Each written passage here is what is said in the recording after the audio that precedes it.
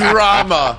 Man, it's live. The drama happening in studio right now is unlike anything I've experienced in our time here. Yeah, I'm not actually paying attention to our show right now. I'm trying to see if the big guy who's at the plate right now with the count 2-2, Miggy, bases loaded. What's he going to do, man? Ryan Armani, Braylon Edwards, Tom Mazaway. This is The Bottom Line on Woodward Sports Network. You can listen to us. You can watch us weekdays from 2 until 4. This is just incredible theater. Miguel Cabrera with a 2-run single down the line and left right now. He was just at bat. Let me just paint a picture for everybody. I forgot we had such a good show. I kind of forgot about our show. 2 minutes before we go on the air here, Miguel Cabrera comes to the plate. Tom Mazaway is an absolute disaster. He just sat down. He's shaking. He don't know what's going on. He keeps missing the home run. He's been there. Miggy hasn't gotten it for him. So look, this is him right here. The depression. He's waiting for the 500th home run, but he just did get another hit. So he's now 46 hits away from 3,000, which is another historical mark in baseball. Only 7 players, I believe, Maz. That's it. He'll be it. Look at Tom. That's how Tom Mazaway has prepared for the show today, because over the last 5 games. He's been there. In hopes of being there at Comerica Park for home run number 500 for Miguel Cabrera. Even took the kids last night so they could spend some time with Dad, good old Dad. Braylon, that's the only place the kids can see him, is at Comerica Park over this homestand. Hey, Dad, you're going to be there. We're coming. We're coming. All right, guys, it's been a great run. I'm tired going to every game, sitting in those hot seats, and but it's been a great, great run. And I'm going to miss it, of course. He's going to hit it probably today. On the road. No, he'll probably hit it today. Yeah.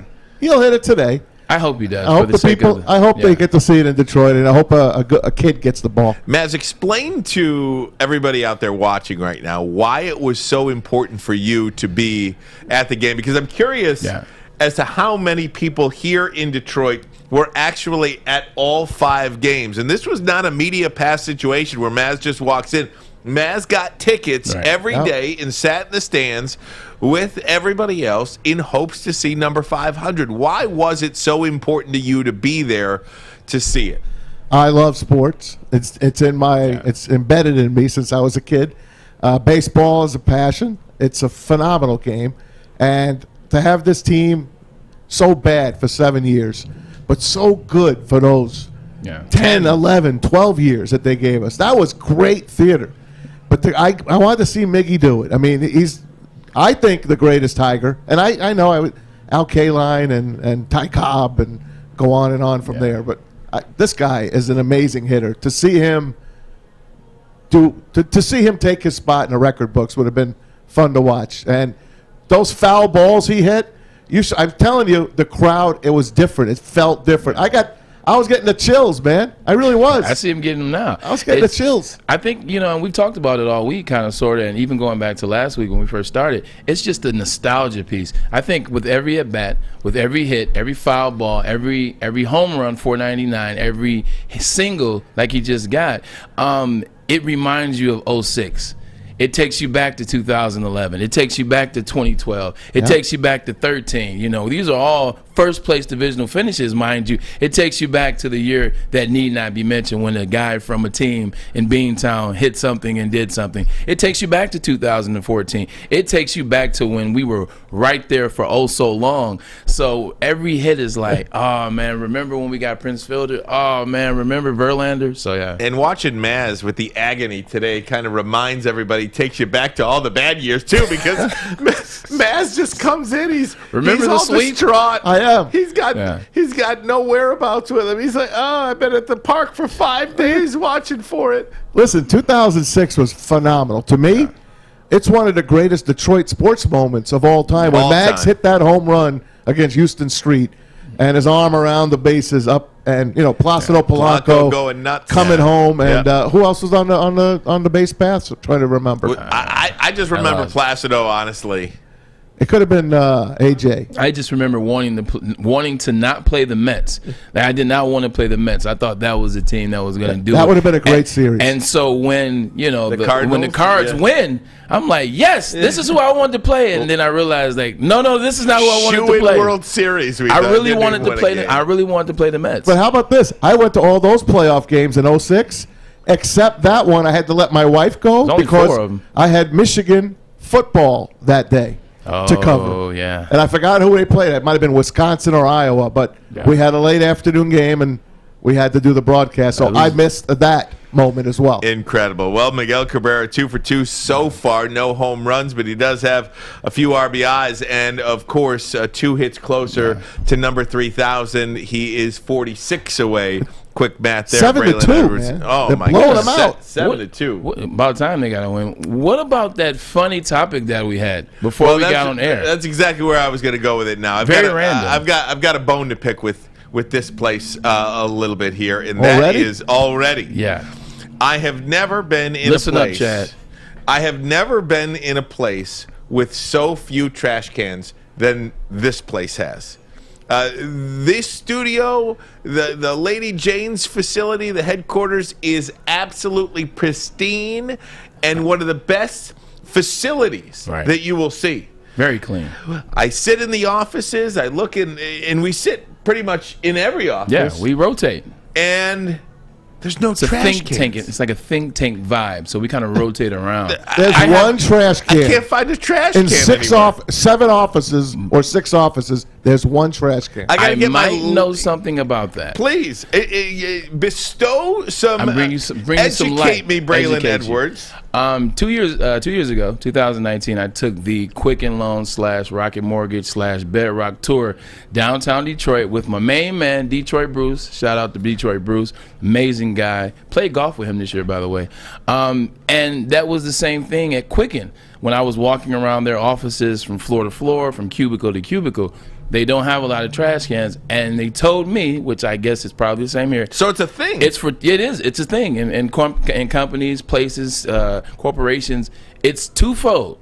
It's one, it's because of going green and limiting trash and getting you to not think you just can throw everything away. If you don't have trash cans, then you throw a lot of wasteful things away that you don't have to throw away. So it's about recycling and going green. The other thing is it creates interactions between clients, between people that work in the workspace. It creates conversation with people that you may not have talked to. So it forces everyone to go to 1 or 2 trash cans on the whole floor, which creates some interaction, which create, well, what's your name? What do you do? I see you here. What division? What what level, et cetera, et cetera. So it's about creating organic conversation as well as saving the planet, I guess, and going green. Who the hell is this guy? I know, but now can I ask you something? Yes, please. Are you still good with no trash cans in the back? No, I'm not. Okay. No, I'm not. I understand it, but I feel like this. Okay, good. I want a trash can. This isn't a place as big as Quicken, so we definitely can have some trash cans, and we don't need the interaction of it's so funny. 1,200 employees. Right, but I come, I eat lunch a little bit, and then I'm looking underneath the desk for this, that, and the other thing, and then I gotta get up. I think we're also pissing off the people over there at Birmingham Rose because we keep knocking on that the kitchen. We keep knocking on the kitchen door like, excuse me, let me just throw this away real quick. Yeah, I think we're pissing those people off. It is so funny, though. I'll tell you, it's amazing when something like this happens. Though you realize just how lazy you are. I mean, all you got to do is get up from the desk and go to the kitchen. I know where there's a 30 feet. I know where there's one. Yeah. But it's not. It won't allow me to stay seated in my fat butt. You can't play basketball. No. You can't shoot the papers in. There it is. Paper basketball. That's it. That's still a thing. Oh, gosh, yeah. Maz, did you say you got something? Well, yeah. One of the good garbage cans in the place is where Kathy and Sean sit in the back. But every time I go back there, Sean gives me a look and says, "That just better be paper, Maz." They don't want food in there or nothing like that. Bugs, I know. Stinks. You can't stink up their workspace. I would never do that. Yeah. But I guess he didn't trust me. I think also that could be a good thing too. Like if you have food or if you have waste or things like that, if you only have one trash can in a level or two trash cans, you're keeping potential smell in one area, kind of sort of, and they can clean it out every often they clean their trash at Quicken Loans. But that could be something. There is a method to the madness here at Woodward Sports. Braylon Edwards, it is so great to be alongside with you and Tom Mazaway on this Thursday afternoon. Got Stick in the booth today, man. I'm telling you, we've got Stick here with us. Alex Mayer is with us, and we appreciate you along for the ride. We're really trying to have some fun here at Woodward Sports. We hope you are too. We hope you tell your friends about us as well. You can watch us on YouTube. You can listen to us on the Woodward Sports app, which is audio only right now. 3 down on that list, the bottom line. Look at that. So we're going to have some fun today as well. Coming up at 3 o'clock. I'm excited about this one. A Detroiter who has just turned himself into a viral superstar, a social media teammate of mine. And this is, I watched Anthony Spice Adams' Instagram videos this morning. I just was gonna, pull him up, watch a video or two. 20 minutes later, I'm still watching. It's called The Rabbit Hole. He's got millions of followers. 2 million followers on Instagram. He's going to talk to us about the transition from football to Instagram, to being a social media juggernaut and influencer, man. It's a real thing, and he's all over the world. And he's a Bears guy too. He's a bear down. Yeah, bear down. He does a show for them, so we can ask him about the quarterback controversy. We can get into it. Yeah, so we'll talk to him, Anthony Spice Adams, coming up at 3 o'clock. In the meantime, we are going to get into some NFL talk a little bit later on in the show as well. But I want to, when we get back from a break, play for you what Shohei Ohtani said last night in regards to Jack Morris. That is a hot button. I don't want to spend too much time on it, but I just want to put a bow on that and let you know what Shohei Ohtani said regarding the Jack Morris controversy. Lots to get to on a Thursday. This is Romani and Edwards, The Bottom Line on Woodward Sports Network.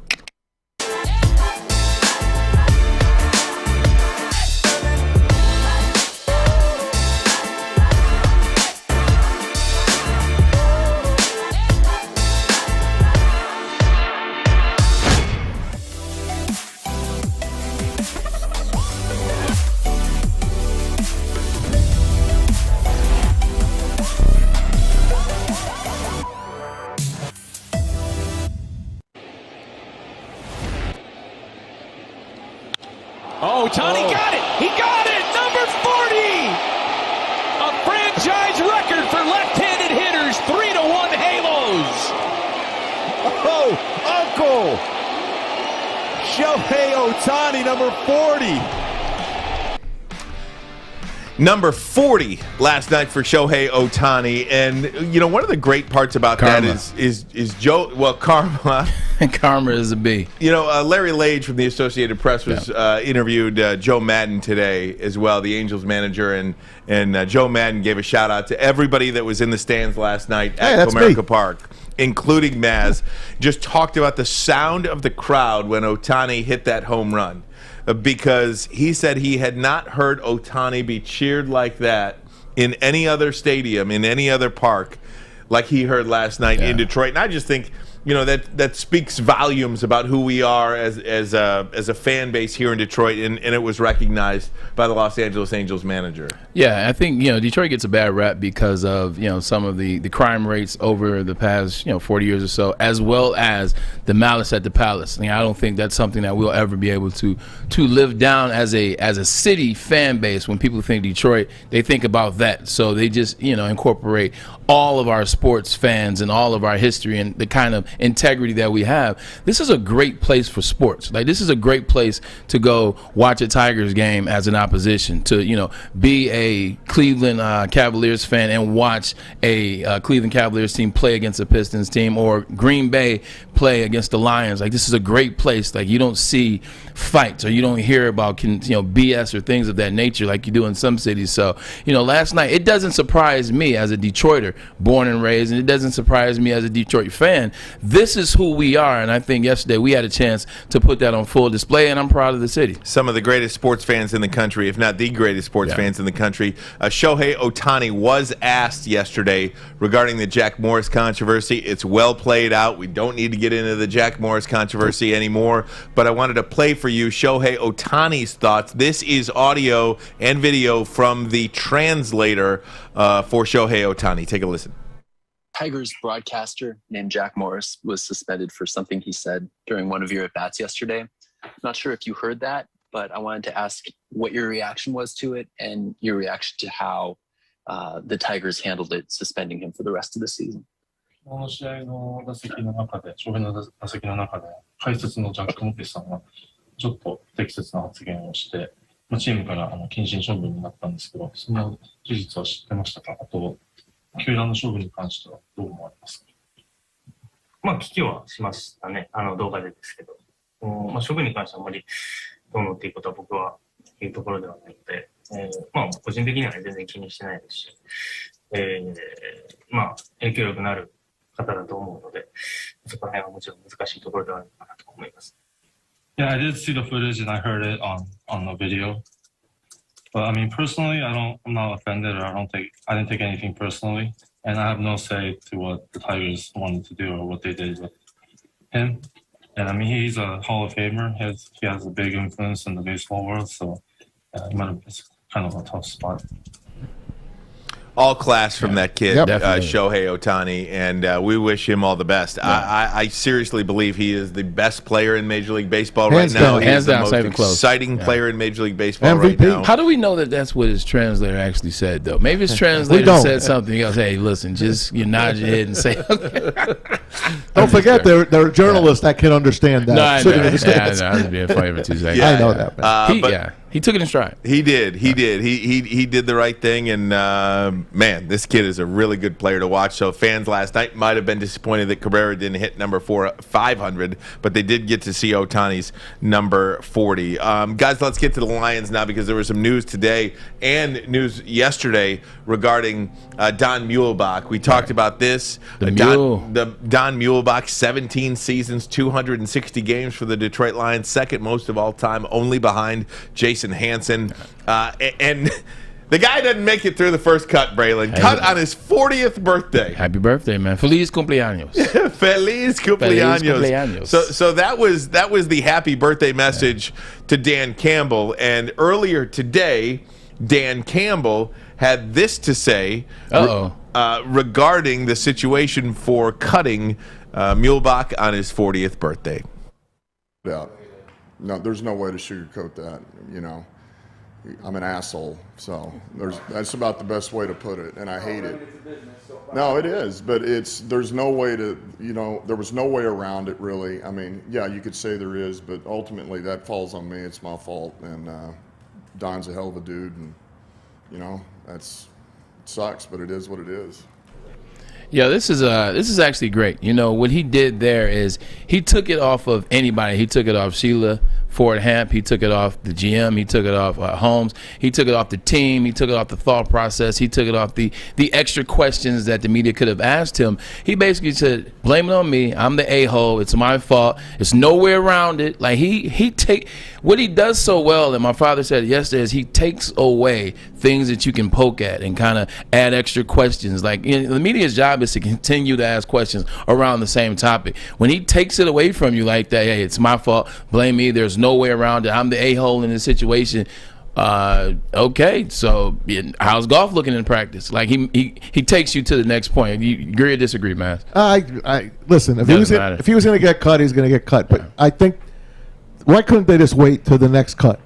Why'd they have to cut him on his 40th birthday? They got all the rocking chairs there. They got the lead up 40 in his locker. Why you got one freaking week? You can't 1 week? And that's one of the things that kind of he says at the end of that. Is there something I could have done?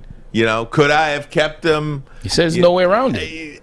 That means he must have been due money or something. Not even just that. Maybe do money, but just think about what happened the week before that. Something happened this past weekend that cost us a position. Now you have to bring in another position. And talking about the DB, talking about what happened to Alex Brown situation, I was trying to be more discreet, but I guess we don't have to be. You saw what happened with Alex Brown this past weekend on Sunday. Now you have to bring in 2 more DBs to replace that guy. So that's another position you have. And he's played 17 seasons, and I'm sure, like you said, maybe some money was on the line. Maybe it was like, if we keep this guy, do we really need this guy? Can we bring in somebody, lessen some financial areas here? So yeah. Braylon, as you were talking though about, as a coach, as a player specifically, when your coach is taking away issues on the team that you can just keep poking, if you're a media member, keep poking, keep asking. I go back to the old Don Canham, the old Michigan athletic director, his saying of don't make a one-day story a two-day story. Yeah, this is real. Just go in there, say, you're an a-hole or whatever you want to say, and then you get out, you move on. How'd practice go today? And I think that this story dies today. It's over. And then you just look at it from a standpoint. Watch when the season starts to happen. Watch when it starts to be. Whose fault is this past game, this play call right here, this play? Was it Jared Goff? Did the receiver run the right route? Did Dan Campbell put those guys in the right situation? When you start to have it, when you have to figure out whose fault it was, and you have a coach like that just said, just give it to me. I'll take it all on the chin. It's not a problem. Then they'll talk about it as a Detroit Lions team. That starts to get other players or players wanting to step up when they made mistakes. You say, you know what? I ran the wrong route on that. I blocked the wrong person on that. I think when you do that, I think then you have a more honest team, and then the team tells you what's going on versus you trying to decipher through things and figure out what's going on. I just want to ask Braylon here, as a player. Yeah. The Lions, they kind of have a bad reputation for not taking care of their great players. Look at Barry Sanders, how he had to leave. Look at Calvin Johnson, and he still has a problem with him. He goes into the Hall of Fame. He doesn't mention him. He just mentions the Lions fans. Now you cut Bielbach. You're going to cut him. I get it. He's 40. Right. But you cut him on his birthday. It don't look good to me. It just does not look good to me. Our players talking about, don't go to the Lions. I mean, they treat you like a stepchild. I think if this would have happened with the same regime that was in the proper Patricia, if this would have happened with Patricia, if this would have happened with someone else, or even if they would have hired someone else this season and not Don Campbell, but that came in with a similar stick, as we were talking yesterday, as former Detroit Lions coach, then I think this is perceived to be similar to a Calvin Johnson, it's similar to a Bobby Ross and Barry Sanders. I think it's all the typical Lions. You don't want to go there. They don't respect their best players, and you see things happen. With Dan Campbell and everything that we're giving him credit for, the things that we're waiting for, we're watching for, we're actually giving this guy the benefit of the doubt. We see good things on the horizon. He speaks well. He speaks honest. He speaks true and genuine. I don't think this is a same type situation with Dan Campbell at the helm as it could have been with Patricia or someone else with a stick. No doubt about it. I think because the head coach and because the organization feels a little bit different, you get the benefit of the doubt on things like this. This is a new day for the Detroit Lions football. At least I believe, and you can call me crazy or you could say you've seen this song and dance before, but I just truly believe this team, this organization is on the right track. But you're a great guy with the benefit of the doubt. We're talking about U of M, benefit of the doubt, Michigan State, benefit of the doubt, Mr. Lions, Optimism benefit of the here. doubt. Let's do it. Benefit of the doubt. Dan Campbell has it. Mr. Optimism. And my optimism is going to not only take me to new heights when it comes to the NFL, but the numbers in the NFL are going to be seen unlike anything we've ever seen this year before. I will tell you why there will not only be one, but several 6,000-yard passers in the NFL coming up this season. We'll do that next. This is Armani and Edwards, The Bottom Line on Woodward Sports Network. I'm looking to bring on another HVAC tech right now. We're recruiting 5 to 10 techs a month. We're looking to grow and expand. Every new tech we hire is from Northwestern Tech. The hands-on training is fantastic. They're always my first call. We love hiring Northwestern Tech grads. They come out trained and ready to work. Our program is only 10.5 months, and our next classes are starting soon. So why wait? I'm looking to hire a graduate of Northwestern Tech. Northwestern Tech. Northwestern Tech. Northwestern Tech. Our good friends at Legacy Partners Insurance. When you turn on your TV, you get it. You're bombarded with all of those insurance ads promising you this, promising you to save you money. Forget it. You want to go to a local agency that knows the local insurance market. You need Legacy Partners Insurance. They're independent, so they get lots of quotes for you, and they make the carriers compete for your business. They shop between 7 and 10 carriers for personal, over 50 carriers for commercial accounts. They've been doing it for over 100 years, so you can trust them. Give them a call, 586-209-4106. Better yet, go to the website. It's legacypartnersins.com/Woodward Sports. Takes you to a landing page. I'll ask for your name, phone number, email, any way you want them to get in touch with you. They will ask you a couple of questions. They take it from there. You can save hundreds, maybe thousands a year. You have nothing to lose. It's free. Legacy Partners Insurance. Make sure you tell them the good people at Woodward Sports sent you. Not only do I believe you're going to have one 6,000-yard passer in the NFL this year, I think you're going to have several.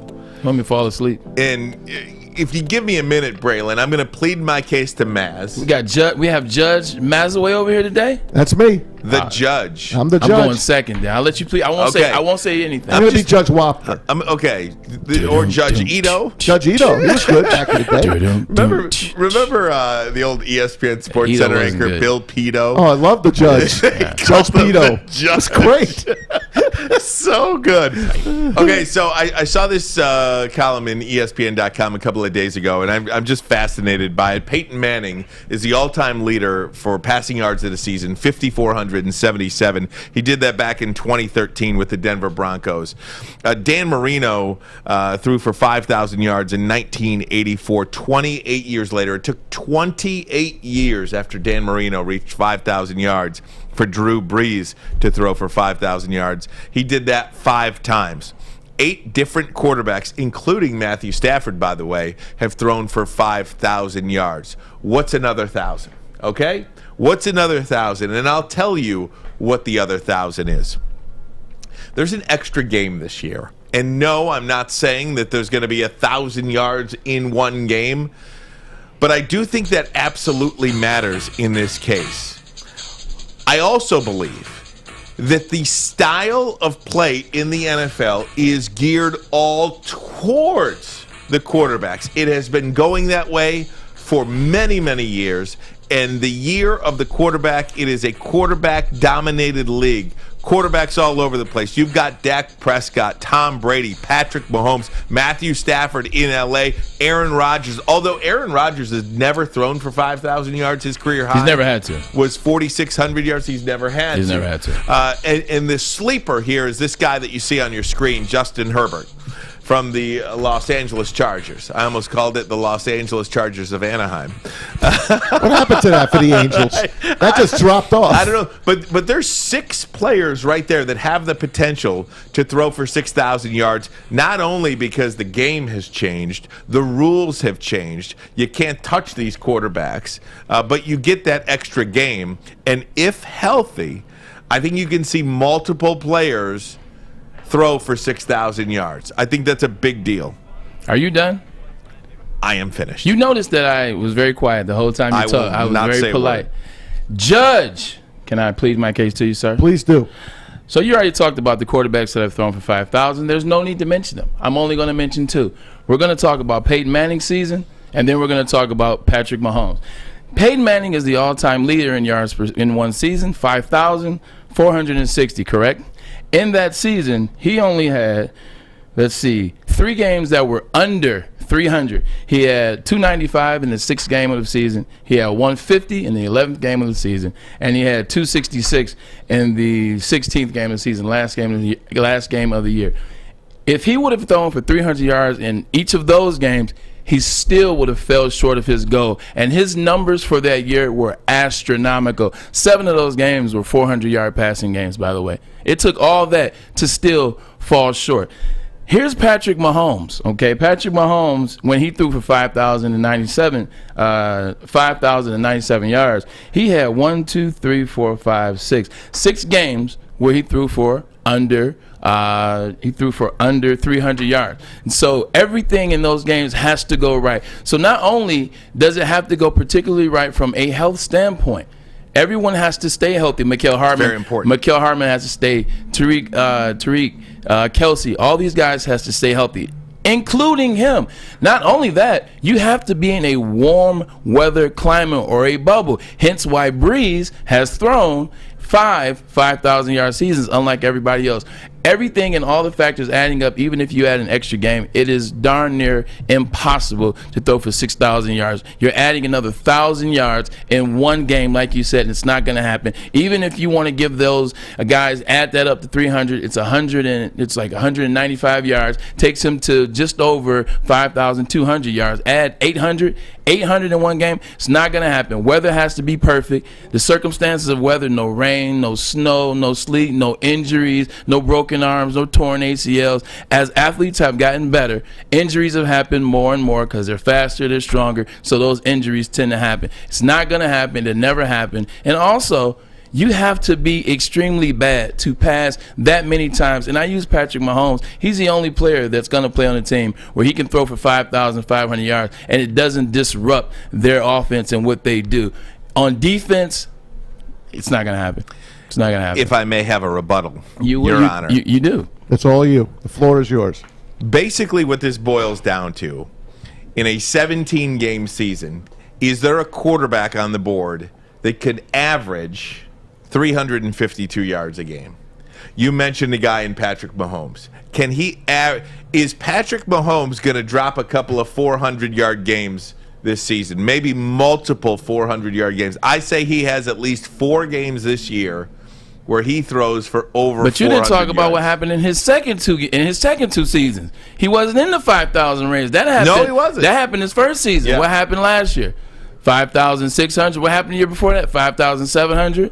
Well, he did make it to the Super Bowl, too. You know, I mean, he did get to the Super Bowl last year, which that's more wear and tear on the arm. I know it. That's not his fault. That's more wear and tear on the arm. Do you think Tom Brady can average 352 yards a game? I mean, all they do is throw the ball. They don't have any running game. They over do. There They got the run. They have the running back from USC. Who they got? Rondé Barber still over there? No, they have the running back Roberts from USC. He's so good, we don't even know who the hell they got. They drafted a guy too. He was hurt. They got LeGarrette Blount still? No. They got Blount. Mike Allstott. Right. Is Mike Allstott walking through that door? Mike Allstott, Michael Pittman. But I'm just saying, you know, it would be great if that can happen. Too many factors have to go in that. Like you said it yourself, it was 28 years between 5,000-yard quarterbacks, and that's not for no reason. That's not for no reason. I don't disagree with you. There's a lot of people that have thrown the ball. All they do is throw the ball. Like, that's a huge jump. 5,000 to 6,000 is a huge jump. Here's a random stat, though, and this is actually a backwards stat. So now the NFL it was 16, now it's 17. Back when the NFL was 14 games, O.J. Simpson, Orenthal, James Simpson rushed for 2,000 yards in only 14 games. Just think of that. I didn't realize that. Think of what he would have did with 17 games. Okay, Bray, who did he break the record against? It was Buffalo versus the Jets. You got it. There it is. I thought it was You know that game was blacked out for us in New York? I did. I had to listen to it on the radio. That was 72. That's when they had to listen to it on the radio. Look at that. That is crazy. So, Mavs, what do you think? I think this is a short and sweet argument. It's all Ryan here, if you ask me. There will be a 6,000-yard passer, and I'll tell you why. The last thing you said, Braylon, 17 games. There's an extra game to play. Patrick Mahomes, you had him at 5,500 yards. I think he gets 6,000 yards. I think Justin Herbert will close in on 6,000 yards as well. Maybe not this year, but in years coming up. I say there will be a 6,000-yard passer or two Peyton's coming 50, up here. But here's the thing. Peyton's 5,400. It throws you guys off the mark because you see 5,460, and then you start thinking about Didn't Patrick. Didn't he have Edgerrin James that year too, though? No, he threw that in Denver. That was Okay. that was Denver. That was 2013. What am I saying? Yeah, they didn't have it yet. So, but you think about that, and now you're thinking Patrick Mahomes. No one has eclipsed 5,100 except one person. Drew Brees did 51 and some change once. Everybody's like barely 5,000. And it's usually when they're still trying to play to get into the playoffs. So they're throwing like crazy at the end of the year to play to get into the playoffs. They're barely scratching the surface at 5,000. And you give them one extra game. Oh, it's going to make that much of a difference. That now is going to take them to 900 extra yards. That is ludicrous to me. How about Pat Stafford? He never went over 51. He's 5,080 or 5,060. I think it's going to be Patrick Mahomes. If you said 2 extra games, I could buy that. How am I jumping 900 yards in one game? Let me give you 3 guys. I gave you a list of 6 Just give me how you jump 900 yards in one game, and we can talk. Well, I'm just saying, if you look at the 352 over 17 games, I think Mahomes can get there. You do averages. I put it this way: you do averages, and a lot of times averages are easy if you think about it. Like a lot of averages make sense. I remember my senior year at Michigan. I was like, "Oh, it's easy to get 100 yards a game. Like I get 100 yards a game. That's 12." I said, "I can catch 2 touchdowns a game." You do the averages, and then you don't get it because it's tough. Things happen in those averages, man. Like if you do 352, yes. If you do 352, it sounds feasible. But what doesn't sound feasible is left tackles getting hurt and getting replaced, wide receivers getting hurt or having nagging injuries. Now all of a sudden you're playing in a rainstorm like Michigan State in 2017. Things happen along the way. You know what? Our offense hasn't just been doing it. Like the defense you play against and things, it doesn't happen that way. It seems easy, but it doesn't happen. Let's put a pin in that, Maz. We're going to sit tight for a second because I want to pick this up. Whether you think or they're going to throw, any quarterback is going to throw for 6,000 yards in a season or not. Is it good for the game? Yeah. Is all of this offense good for the game? Whether somebody gets 5,500 yards or 6,000, whatever. If they come up short, all these points that are being scored in the NFL, is that good for the game? We'll do that next. This is Armani and Edwards, the bottom line on Woodward Sports Network. You know why realtors love using Hall Financial as a lender? Because of our commitment to speed and service. We have nearly 4,000 5-star reviews already. Call today, 248-308-5000, or go to callhallfirst.com.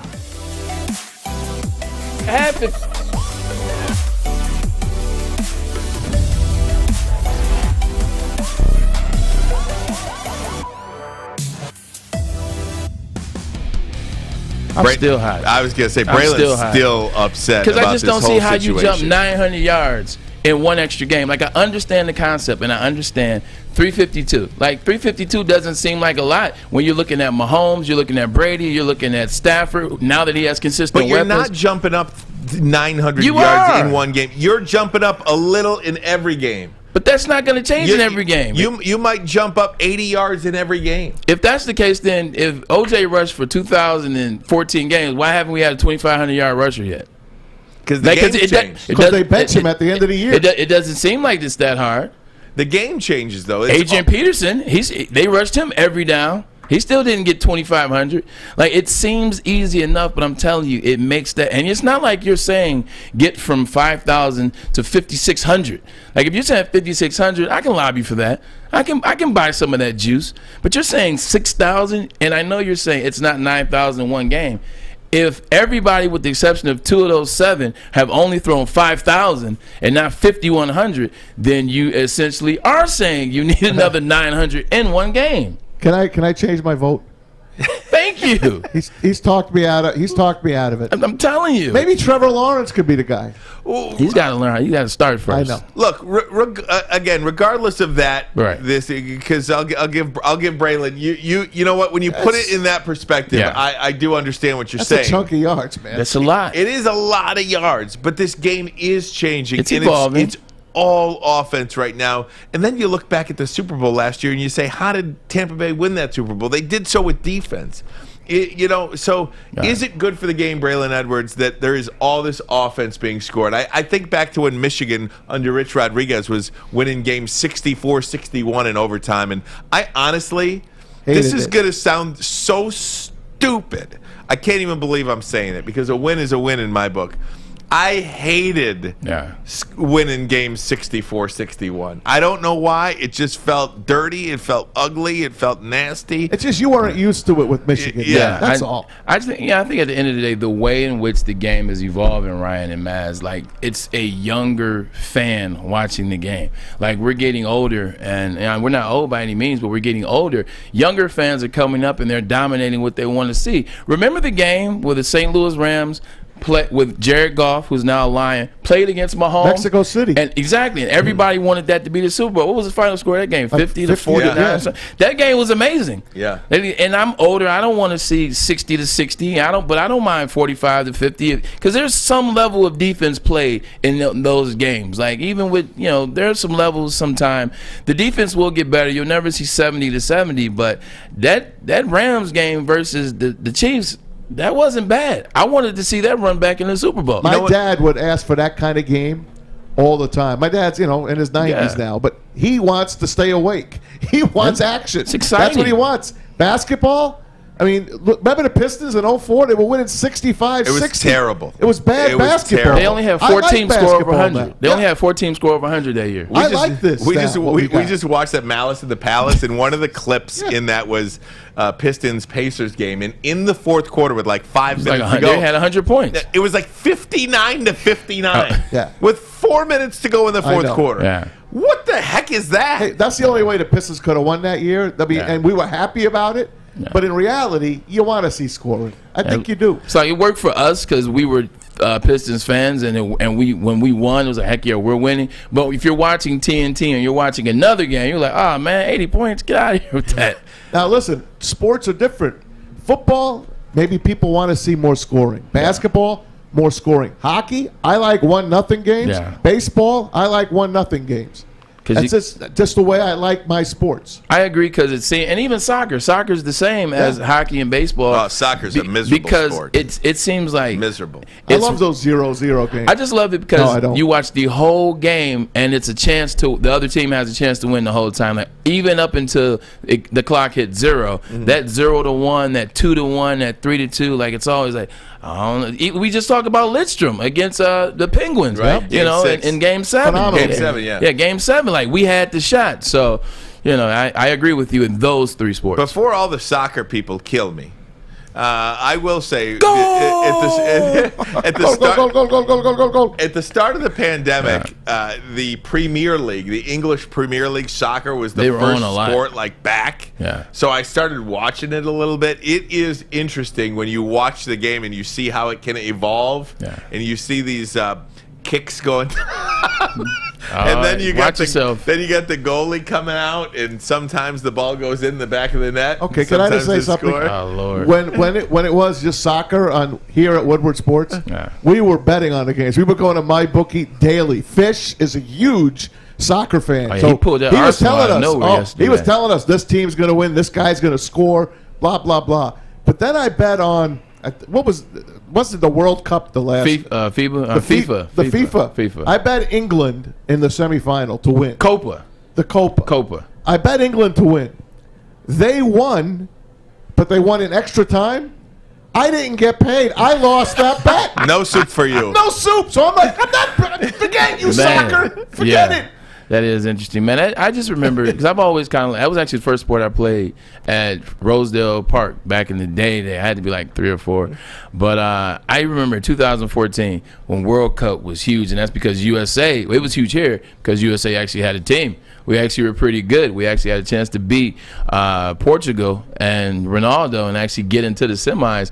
But it was just living in Miami. It was amazing because it's so much Latin America culture down there, and everybody has their flags. And I literally watched more games in that World Cup in 14, like out at bars, like out at sports places on the beach, than I've ever watched in my life. And each game was just magnificent. So it's a great sport. I was a fan of at the right time. I was a fan of the New York Cosmos in the NASL, the now defunct NASL.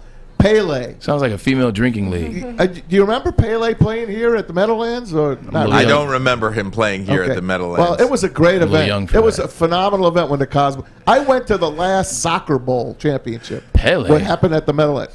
It's the Super Bowl of I know who soccer. Pele is. Well, they had Franz Beckenbauer, Pele, Giorgio Canaglia, Shep Messick. Can we get back to the original topic Oh, yeah, at go hand? ahead. Those sound like leather coat brands. Offense and Pele sports. and Cavalli. I mean, I can only just see what the the soccer people are doing to me right now. They're destroying I'm going to try to Well, stop those DCFC people, Oh, they'll man, come after you. They'll come man. after you big time, Rouge too. will come after you. And rightfully so. But offense and sports, for whatever reason, and I don't know why, it doesn't really bother me in college if it's not my team, but it's in the NFL. I don't want to see these 60 to 50 scores in the NFL. I don't know why. I can't explain it. I can't put my finger on Because it. it doesn't look like it makes sense. I remember watching this game. I want to say it was Mississippi State beat it's another SEC team in overtime. Did you see that game a couple years back, man? Maybe 2-3 years ago, went in 5 overtimes, and the receiver caught like 6 touchdowns in that game. Final score was like 85-70. I was like, or 85 to I'm sure 79. I ran across it. I'm sure I ran across like, it. When you watch Alabama play or even Ohio State, and they win like 65 or 73-7. I don't mind that. I don't mind that. It's different. It's the 73-71 scores that bother me. It's like both your defenses suck. Yeah. At least only one defense sucks when it's 65-7. But if it's 65-70, it's like, so the other 22 guys in both lines, they just stayed home today? I think Hey, that's we got to save a topic coming up because it reminds me of that. Do you like the college football overtime rule? Do you like the NFL overtime rule? We'll bring that up. Yeah, one of these days. That's a good one. We'll save that one. We've got Anthony Spice Adams coming up in about 15 minutes from now. It's going to be a great conversation. Yeah. We're so excited to talk to him. Detroit's own. Yeah, Detroit King goes to Penn State. Good career in the NFL. Had a home in Chicago, made a home in Chicago, and then, of course, has turned into this social media sensation. What you say now, Chuck? I mean, it's just... I went down the rabbit hole today and I thought I'd just watch a couple of videos of the guy, and then all of a sudden, 20 minutes later, I'm still watching videos. It happens. Very entertaining. So we're going to do that. Also, we've got some Man Chill Out coming up next. I'm very excited about this segment today. And I think, Braylon and Maz, that I have I'm very excited for my Man Chill Out segment today. Well, so far, I think in my segment, you might be 2 days in a row I have to tell you to chill out, if you're saying what I think you're saying. You know, we really dig deep for these as well, and it has quickly become one of my, if not my favorite segment of the show. Braylon, explain to the people what the Man Chill Out segment is, and you've got a question regarding that to Spice, too. Gladly, I will. Man Chill Out is a segment that we started last Thursday in which we say something that we just totally disagree with, and it's something that we don't believe should exist, or we don't understand how it is coming to fruition. And behind it, we simply say, man, chill out. That's how it goes. That's how it goes, man. We're very excited for it. And again, would you like me to go first? Yeah, but I want to take a break quickly. Okay, I was excited. I know. I got to pull you back. I want to take a break, and when we come back, we will do Man Chill Out. Tony is a third-generation logger that has a simple, practical approach to life and work.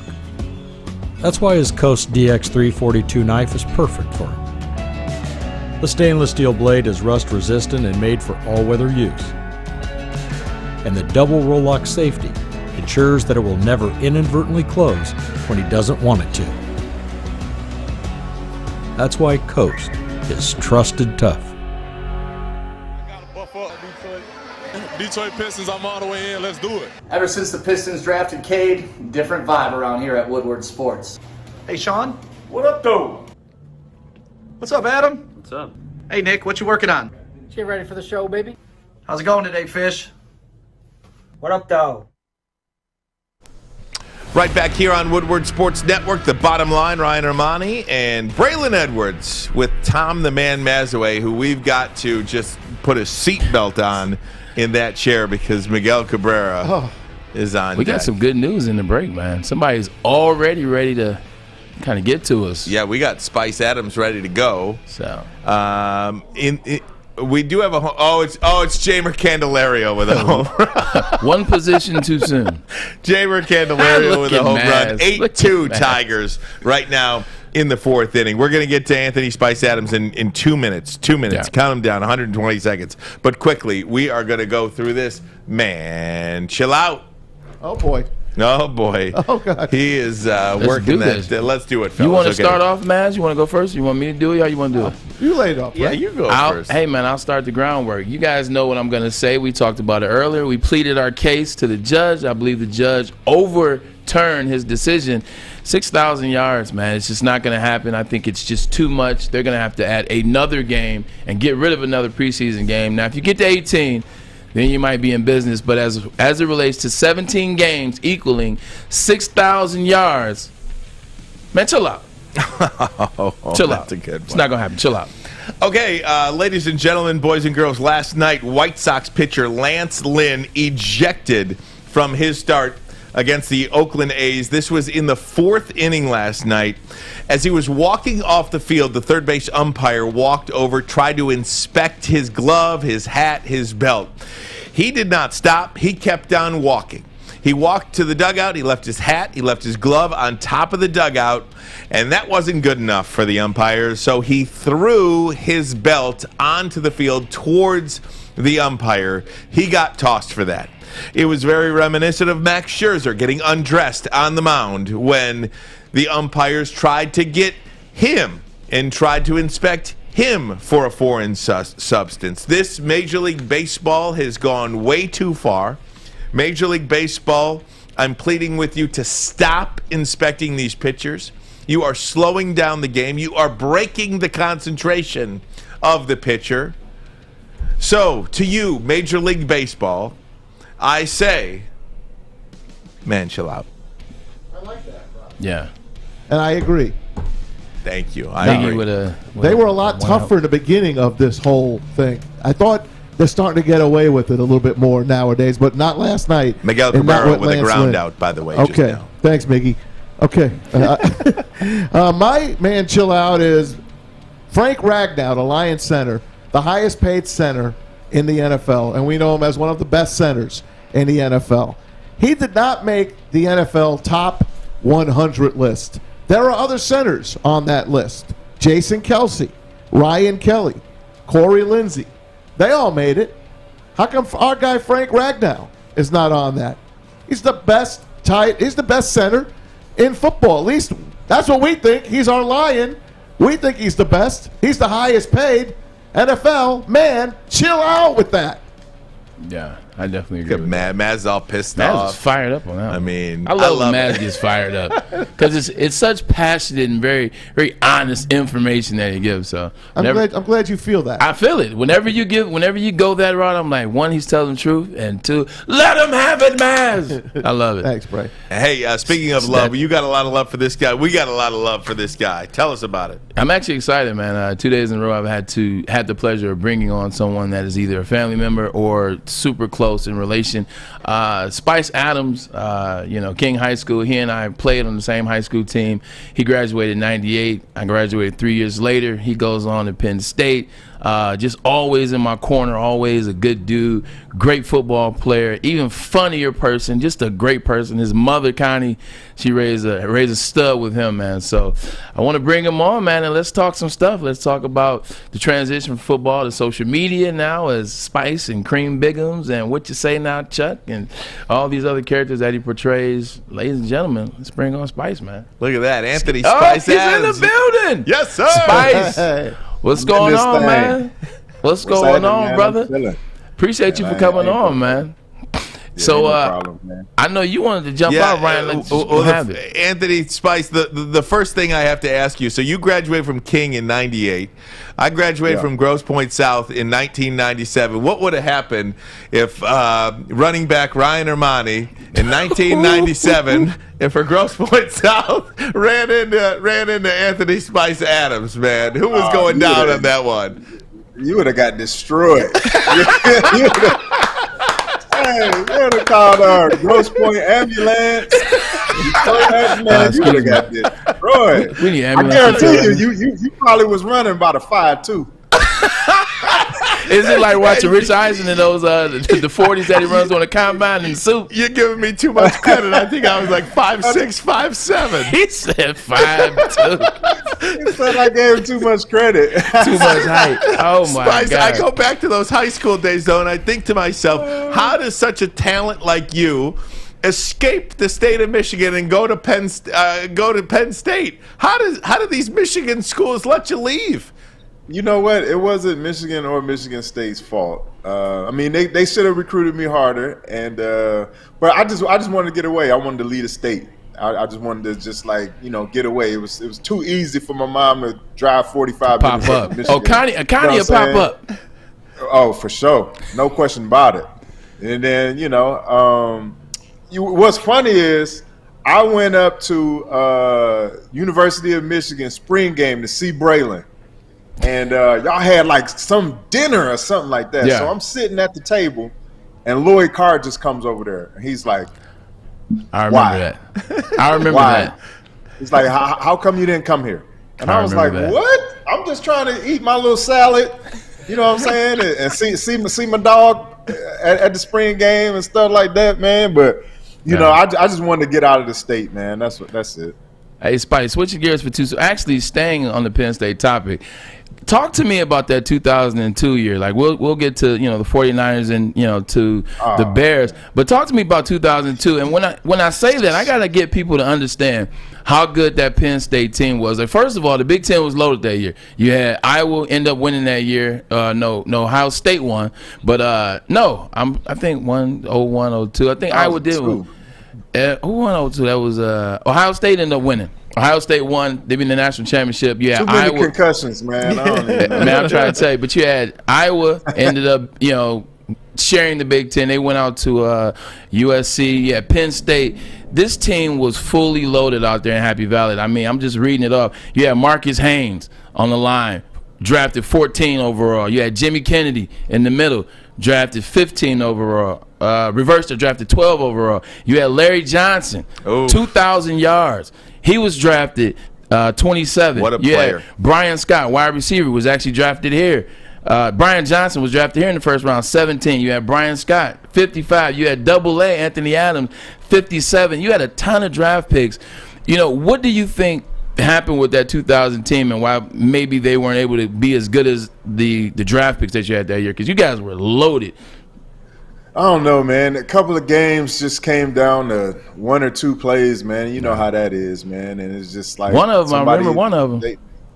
Man, come on, man. Don't do this. Don't do this, man. I knew you was gonna get me on here, man, to do this. I knew it. I should not. I think it was a setup. To do this, man. 2002, right man. Now, we went to overtime. You're opening up old wounds, man. That's what you're doing right now. You're peeling the scab back. It was a setup. Back. I can't even tell my story, man. You know what I'm saying? Come on, dog. Dang, man. That's my bad. Be mad all over again. That's my bad, player. That's my bad. You know what's funny, dog? You think it's a game, bro? Like, I got my game pants on right now, bro. He's got the Bears pants on. He's ready. He's ready. He's ready. Spice is ready. Spice is ready right now. It's not a game. We gonna go. You want to do Oklahoma? Oh, he's got the Mitch McUnion. He's got the. Oh my God! He's got the 49ers with the Bears. I'm sorry for opening up old wounds. I knew we would end up getting to that. Spice always accuses us in 2002 of cheating, but listen, man. It was a good game. On everything I love. Every time we played y'all. If you rewind the tape and put it in like slow motion or press pause, you can see Tinkerbell come and she'll sprinkle a little pixie dust. Not Tinkerbell. She would sprinkle a little pixie dust every time. We just had you guys' his number. Like you always say, we cheated. Robbie Gold just missed field goals. That's not my fault. That's not my fault that the great Robbie Gold. Okay. Listen, let's talk about Tony Johnson having 2 feet in. Now you only supposed to have 1 in college, right? But he had 2. Understood. 2 foot. But what happened? But what happened to catch before that? He was out of bounds and they gave him the catch. It's called a makeup call. They do that in sports. They do that. Hey, if you just wouldn't let me score. Right now, you making stuff up. Yep. Just to catch everybody up. Absolutely right. That was a 27-24 overtime win for the Michigan Wolverines over Penn State that day. Just in case. Thanks. You know what's so funny about that game is, and I think Spice knows this story. The night before the game, Chris Perry and I were like, we used to do this thing when you watch the team movie. Here we go. This chill out, man, all over again right now. Chill out, man. I see you call. Oh, you know what? I don't have to tell that story. Here's a good one. We went over to play that won us the game. No. That's not what happened. What happened was, when you watch the team movie, Spice, the night before, we go up in people's room, turn the heat all the way up, you steal their pillows, steal their covers and stuff. So Chris stole mine, and I knew he did it, and I ran in his room after curfew and stole my stuff back. And now we're pillow fighting in the middle of the hallway. Grown men. And guess whose room we were next to? Because somebody knew that we both were immature kids. Lloyd comes out in the hallway the night before the game. Hey, gosh darn it. He didn't say gosh darn it, but hey, you take your sons up. He just went off on us. And so when it's the fourth quarter with like 7 or 8 minutes left, we're down 14. Chris and I are looking at each other like, man, we can't lose this one. And I look at Chris and I say, no, you can lose this one. I can't. I said, my buddy's going to be at Marshall or Toledo or somewhere. I ain't going to be at Michigan if we lose this game. So after the game, I called 2 to go to overtime. And Chris he ran the game winner. I said, shh, boy, you saved my scholarship. Yeah. B, I know they don't call holding on goal line, but man, oh my gosh. I don't know who y'all center or guard was. This was me. Like, bruh, it was. It's so funny, though, when you watch that play, if you ever watch that play, nobody covered me on either one of on the goal line play. Nobody covered me. Everybody, all 11 men were inside. I was doing like this on the outside by myself, but it didn't matter. We didn't need it. Hey, Spice, I'm so glad you didn't catch the game winner there. Spice, sit tight for 30 seconds. Going to take a quick one. We'll be right back. We want to get into the NFL career and this explosion on social media, which is just fascinating and awesome. Spice Adams, sit right there. We'll be right back. Woodward Sports Network. Welcome to the Call Sam Chopper Shop, where you can win a custom-built chopper while helping our veterans at the same time. Watch as the Bad Pig Custom team turns this bike into a one-of-a-kind classic chopper. And when it's finished, we'll be donating the bike to Volunteers of America Michigan to raffle off in support of our vets. A great cause to give back to those who've given so much. Watch for Call Sam Chopper Shop episodes on our social media channels and get your raffle ticket today at callsam.com/chopper shop.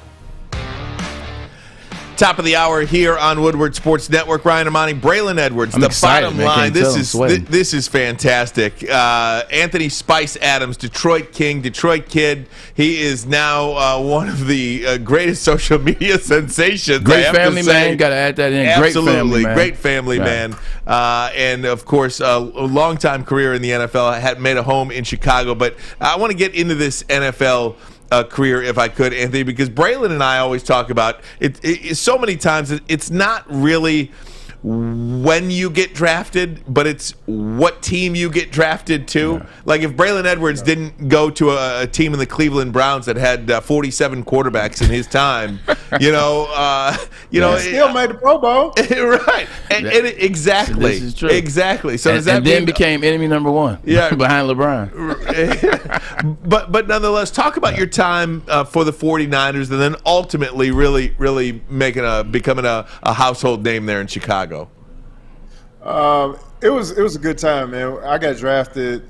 I was lucky enough to get drafted and be on the team with a lot of old school guys, man. These guys were grown, man. They had kids. They were married. I was like, whoa, like what is this, man? We was going to like Bible study and like couples Bible study and stuff like that. I was learning so much, man. It was a great experience for me. They taught me how to be a professional, and I took everything that I learned and went on to the Bears and played here for 5 years, man. So it was a great experience for me, man. I'll never forget it. All those guys there, man. Bryant Young, Julian Peterson, T.O., Jeff Garcia, Ron Stone, Derek Deese. All those guys, man. They were great vets, man, and I had a good time, dude.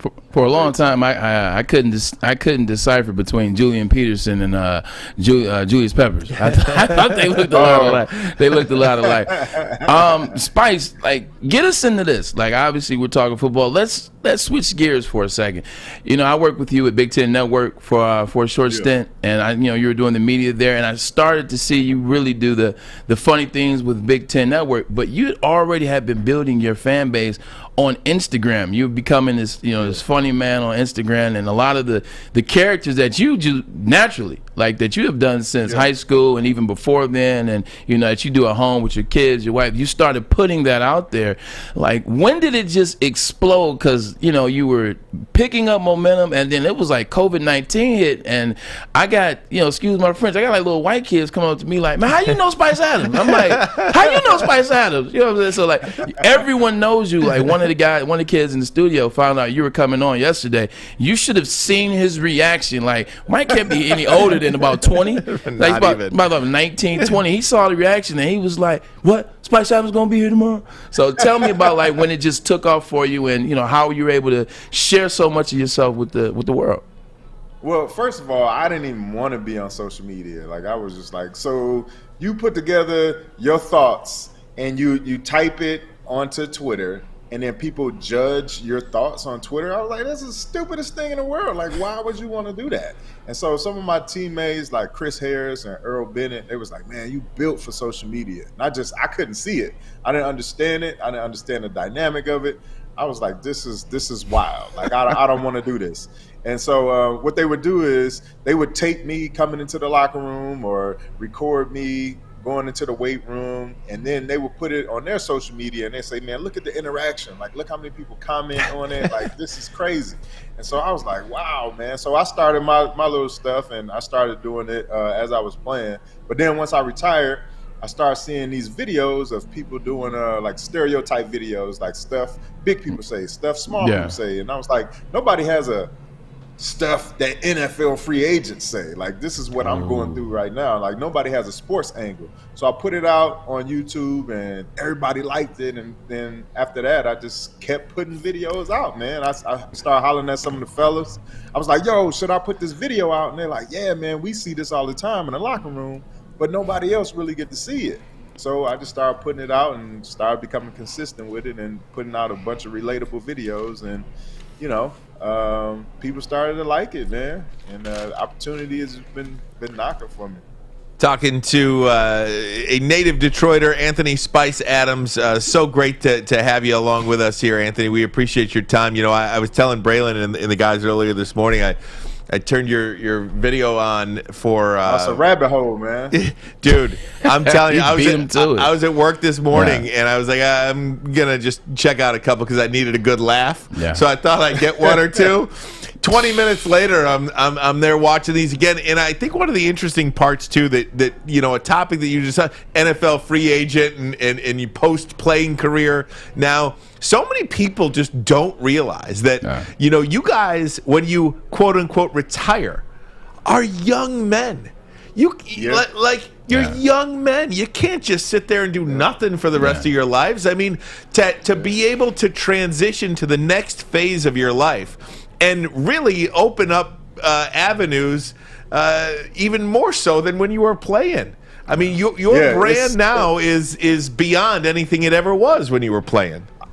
I'm not even gonna lie, man. It's scary, man. Like, once you're done with football, because you don't have 65,000 people like screaming. You know what I'm saying? You don't have that set schedule where you have to be somewhere at 7:30, then you got something to do at 8, then 8:30, 9, all the way to 3:30. You know what I'm saying? So it's scary, man. But once you find something that you're passionate about, and it kind of makes you feel like football, where you're playing and you're just like, man, I get paid to do this. Like, I love to do this.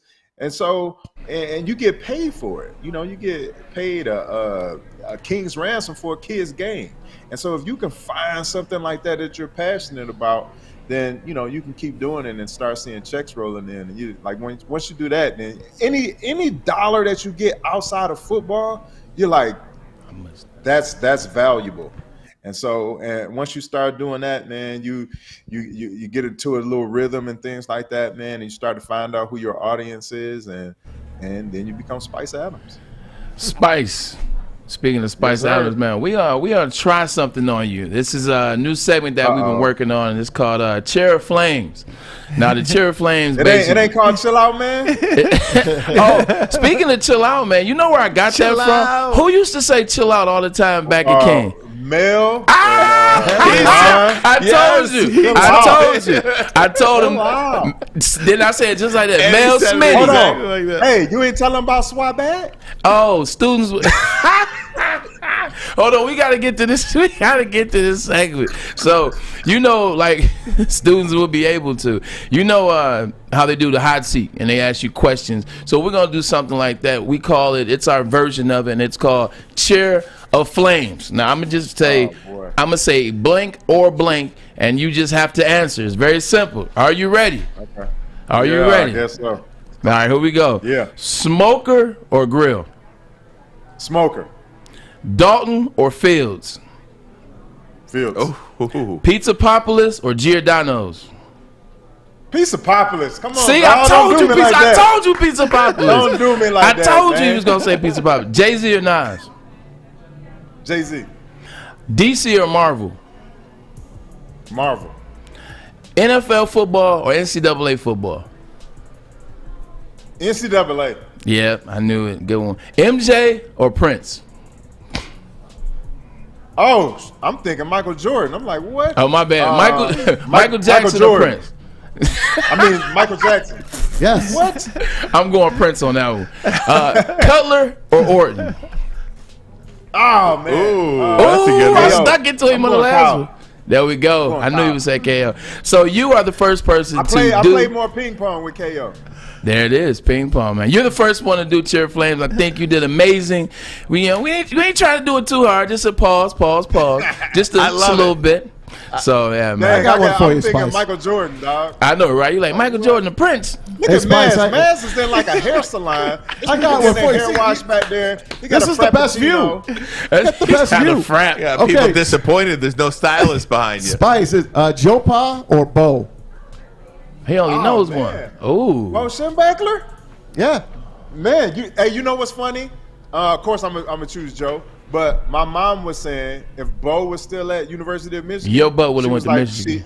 She would not have signed the contract for me to go to Penn State. I'm like, there you go. Whoa. Your mom knows. My That's mom funny. love Bo, man. She loved Bo. Yeah. Hey, Spice, I got something for you. She loved Joe, too. What's with this Great American Cookout that you do?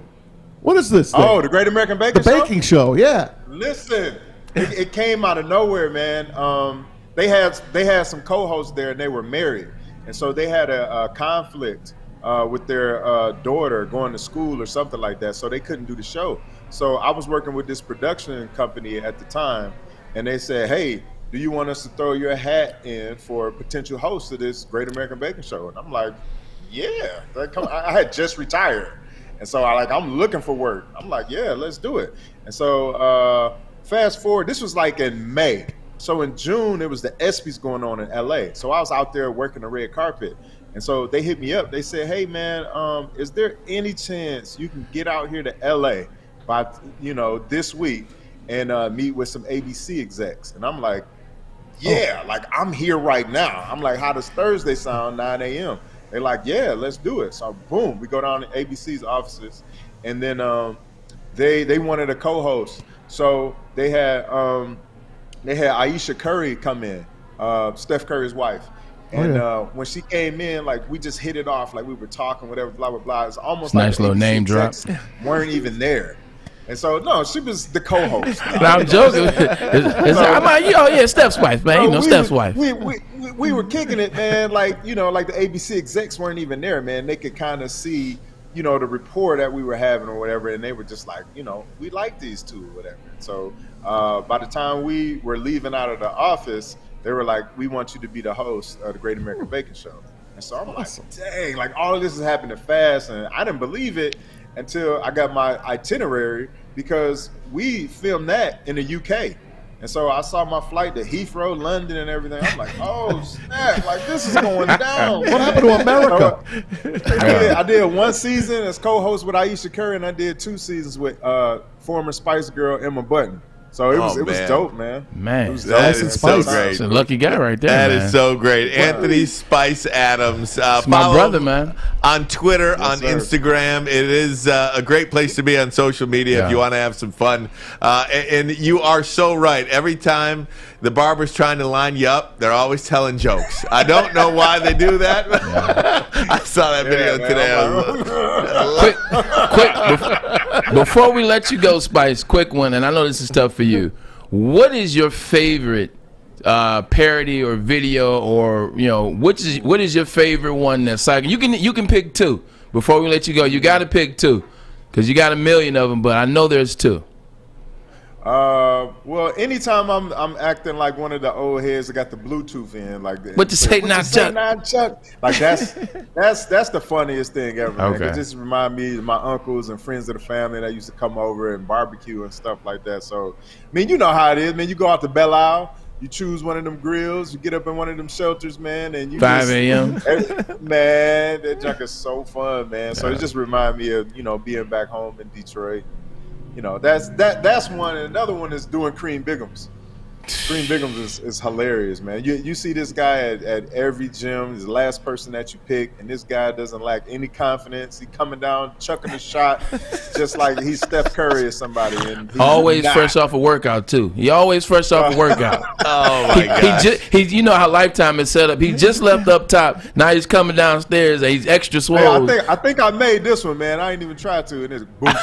There it goes. Let's see the dunk though. Hey man, look. What's Miles so funny Bridges. about this, man?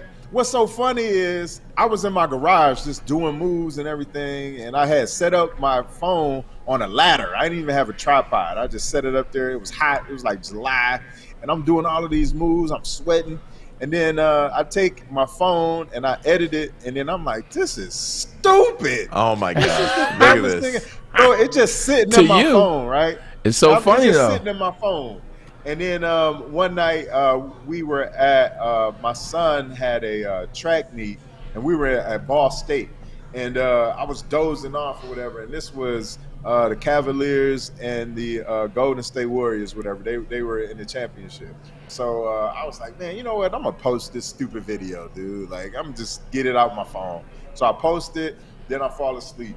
I wake up, like all my notifications is going crazy. And so all my friends like, yo, Kevin Hart just posted your video on Instagram. And I'm like, maybe he commented or something. Like, this man is a full-blown comedian who goes on tours, superstar, movies.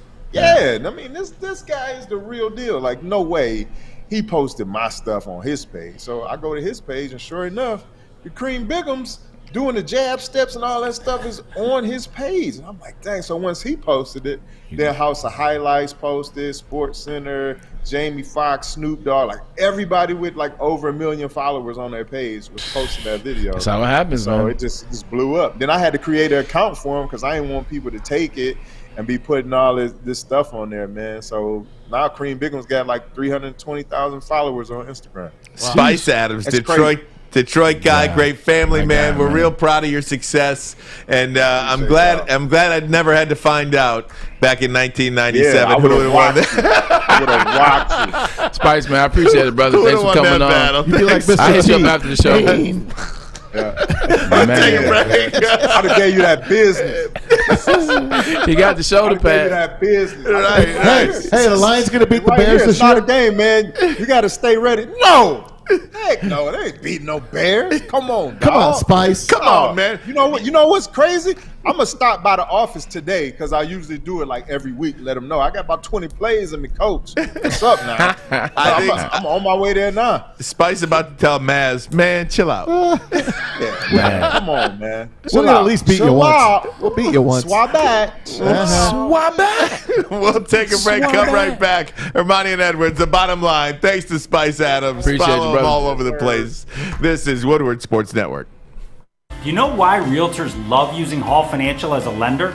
Because of our commitment to speed and service. We have nearly 4,000 five-star reviews already. Call today, 248-308-5000, or go to callhallfirst.com.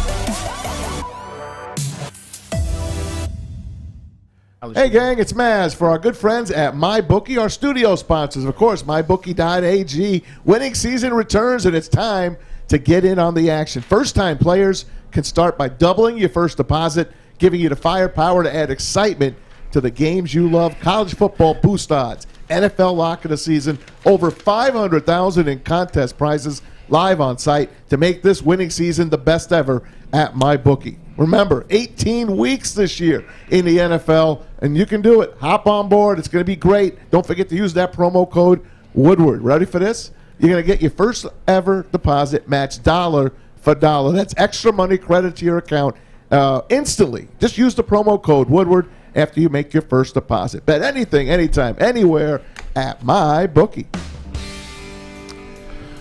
I want to get into the Washington football team name coming up, but just to quickly recap. That was special. Braylon, is that awesome?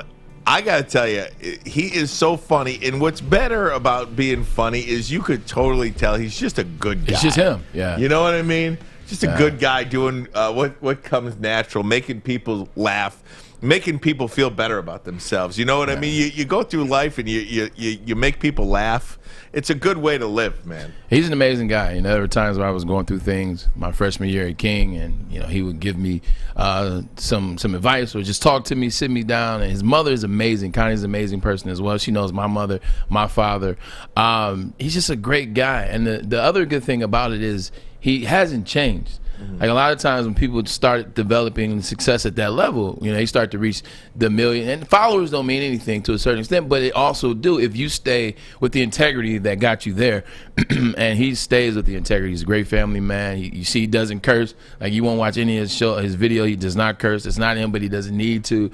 He's just such a good dude, man. And he's one that you want to be like. You know what I'm saying? You want to steal things from and add to, you know, your morals and your values. And you know, I try to steal some of his jokes. I try to say him like him, but great dude. Not only that, but I'm really just genuinely interested in everybody's like a personal journey for people. I find fascinating, and if I wasn't into sports or news or doing any sort of talk, I think I would be like a psychologist or a therapist or something. Who's going to be your therapist? Right, who's going to be I'm fascinated by people's journeys because, you know, and even yourself, in your mid-30s, somebody tells you got to retire now. What are you going to do with the next 60 years? Yeah. You know, I mean, you've got to find something that you really enjoy. And for you, for Spice, you're doing it, and there's no straight line path. Yeah. You know, there's zigs and It's there's tough. zags. You know, it's extremely tough, and if you don't have something that grounds you, you know, for it, like if you don't get a chance to go out in a blaze of glory like Peyton Manning, like Jerome Bettis, where hey, I called my shot and we did it, you know, and that's it, and I next is commentating or have this lined up and I own this business. If you don't have that plan in place, if you don't have something that grounds you, for Spice, it's his family.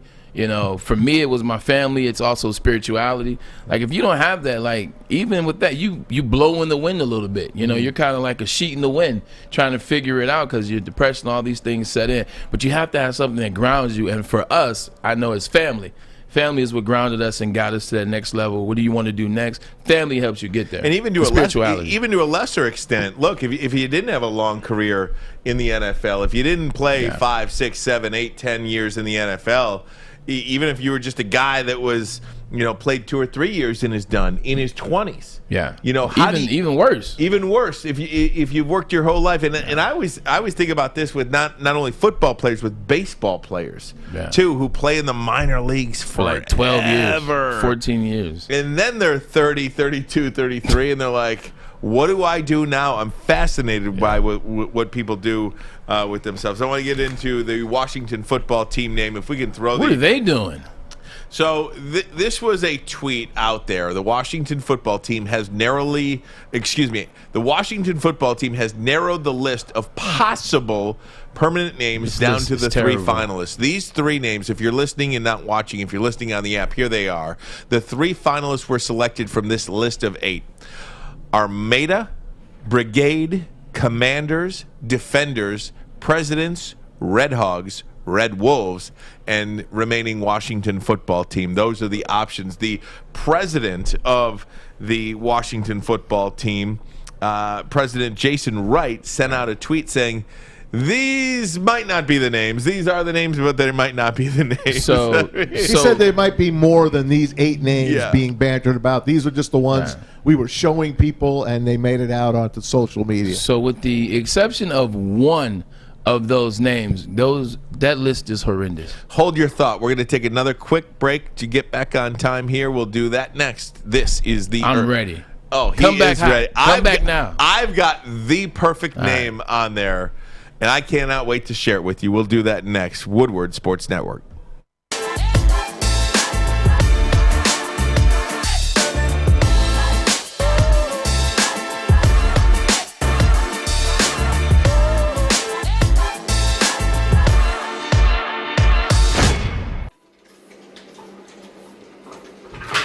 Morning, Art. Morning, D-Mac.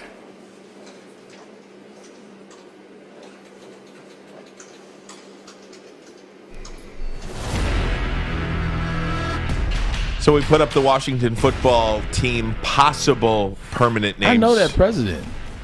I knew that name. Jason Wright. So Jason Wright went to Northwestern, and then he played for the Cleveland Browns and a couple other teams. But when I was in Cleveland, before I went to the Jets, before I was traded, he was with us for 3 seasons. So I know Jason Wright well. Look at that. Leave that up there, Alex, if you can, for a second. Braylon, I want to start with you. If there was one name on this list that should be the permanent choice for the Washington football team, if you're watching on YouTube, and we hope you are, at Woodward Sports, just search Woodward Sports on YouTube, and there we are. You pop us up. We're right there. What would it be? Red Wolves. It's not even up for debate. Armada, Brigade, Commanders, and Defenders, they all sound like some soccer team or some Canadian football team. Presidents, absolutely not. Red Hogs, what is this, some type of over the 40s movie? Red Wolves?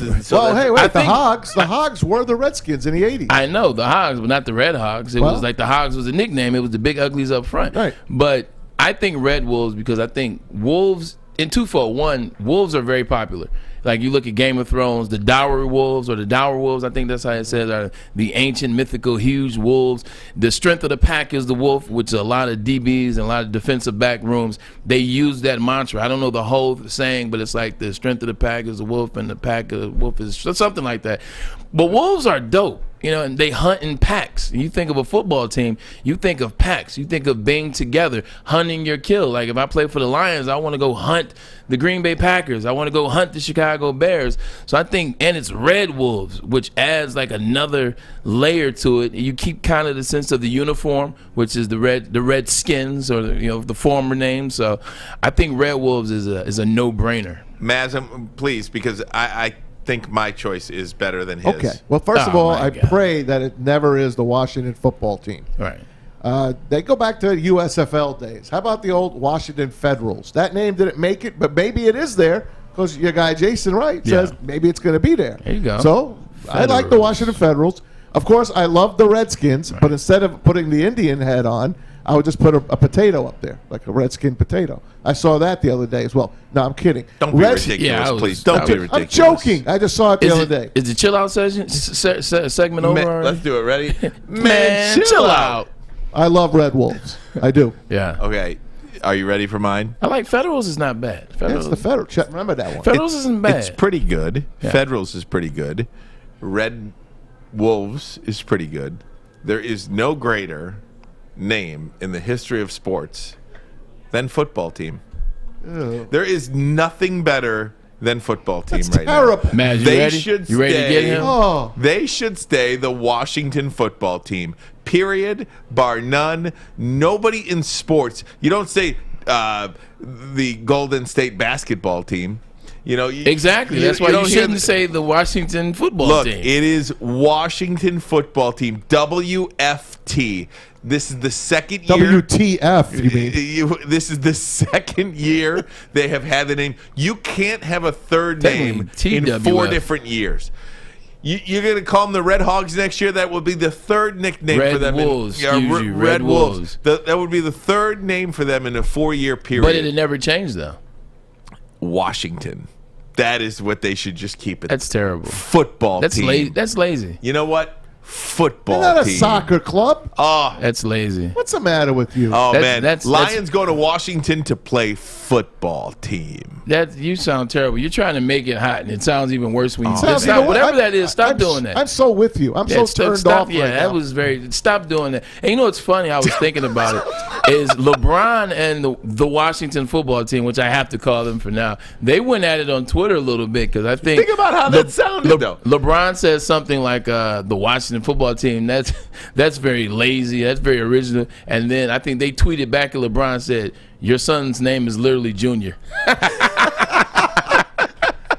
I was like, okay. I like that. I won't take any shots at the Washington football team because I'm serious, their man. social media team is funny. What are you gonna do? Is it a Cleveland baseball team? I mean, man. It sounds awful. No, but they couldn't be Cleveland baseball team because Washington already had football team. You can't do it twice. There's only a first once, and right now the Washington football team should remain football team. There is something. That's it. There is something to you can only be first once. There is something to that, but just not with this. Just not with this. I can't see the Washington football team like just sticking and being a thing. And I'm buying a shirt. Like if I'm buying a shirt, what's on my shirt? W for Washington. That is terrible. Listen, how about that merchandise sales would take a hit. If you go back to the original name, the Redskins, we all called them the Skins. Yeah. So I was all for it. Take the feather off. Go back to the yellow helmet that George Allen had. Right. Put a W in instead of an R. That looks awesome. A W in the circle, and they're the Skins. Maz, I got news for you. They did not go through all this trouble Just to go back to I their know nickname. that. I know that, but I think they could have made it easy just to drop the red, drop the feather, drop the Indian head, and just go. They're the Skins, man. Yeah. Drop the helmet. Yeah, I don't know. Red Wolves are going to win. Red Wolves is good. Is that the consensus? Well, it's me and Braylon. It is. We're too. Just like your boy said in NBA, the commissioner David Stern. It was unanimous. It's 2-0. It's unanimous. 2-0. Was that one of the greatest lines ever? It's the best line. It's one of the best lines I've ever heard. And then he said me behind it to double down on it. Right. He said it was unanimous. 1-0. Me. Now he doubled down on it. Who was the reporter? What was the question? Was it a unanimous decision that the Ron Artest would be suspended for the season? Yes. David Stern went from 5'7" to about 6'10" in that particular moment. He was no longer under 6 foot. Yes. I can only imagine. Like I feel like I'm such a nice guy sometimes. Like people walk all over you sometimes. I'd love to be a jerk for just and maybe I am a jerk. Yeah. That wasn't even a jerk moment. That's just such a ballsy move. You know what I mean? Unanimous, 1-0. Me. That shuts the press conference down. After that, you have you know how usually you just get up after your last question or your last answer. He didn't even have to get up after that one. It was like me.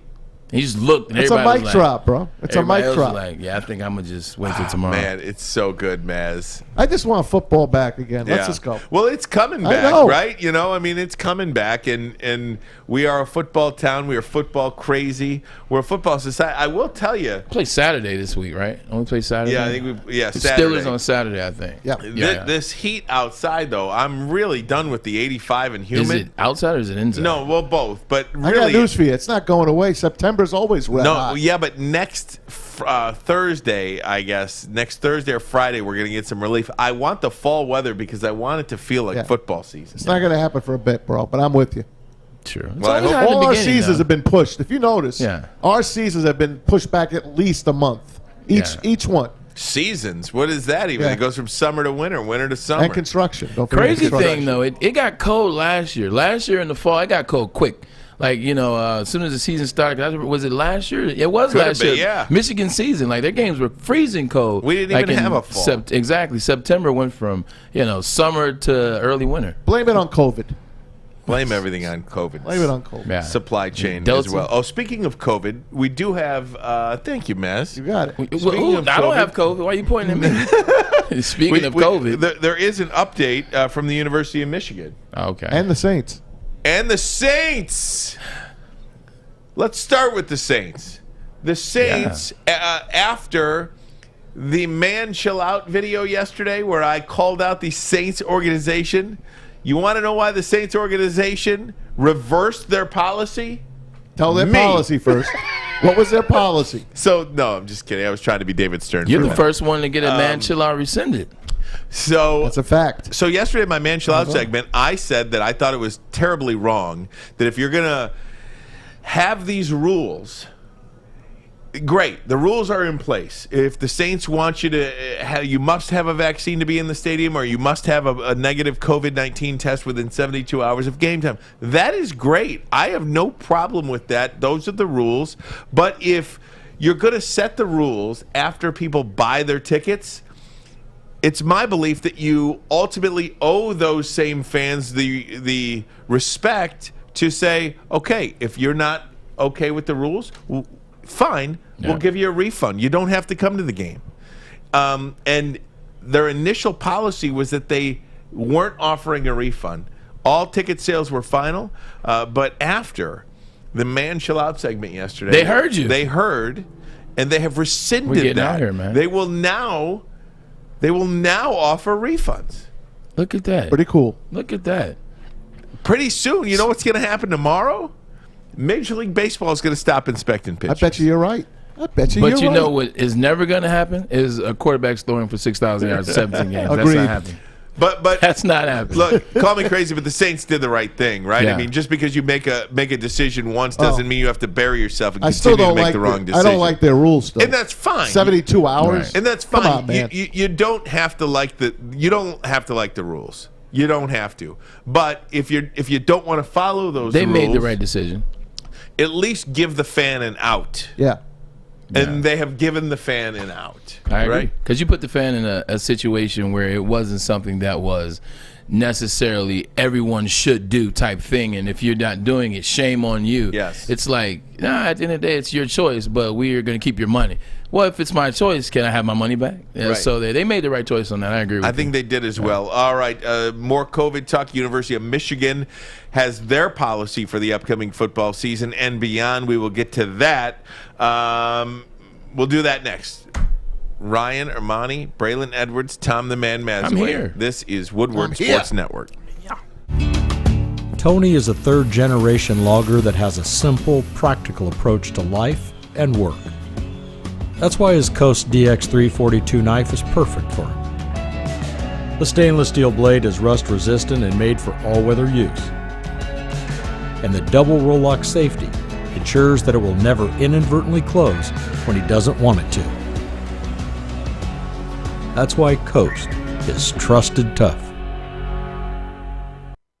Hey, gang, it's Maz for Levels. That's right. It's finally here. The grand opening of Levels Provisioning tomorrow, August the 20th. They're located on Sherwood Avenue, just south of 10 Mile in Centerline. Woodward Sports will be broadcasting live all day long. Free food trucks, tons of giveaways, and you can enter for your chance to win a brand new 2021 Dodge Challenger. Pretty cool, huh?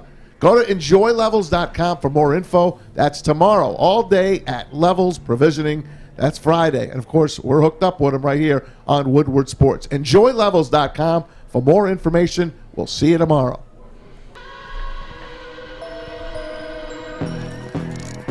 All right, so we are back.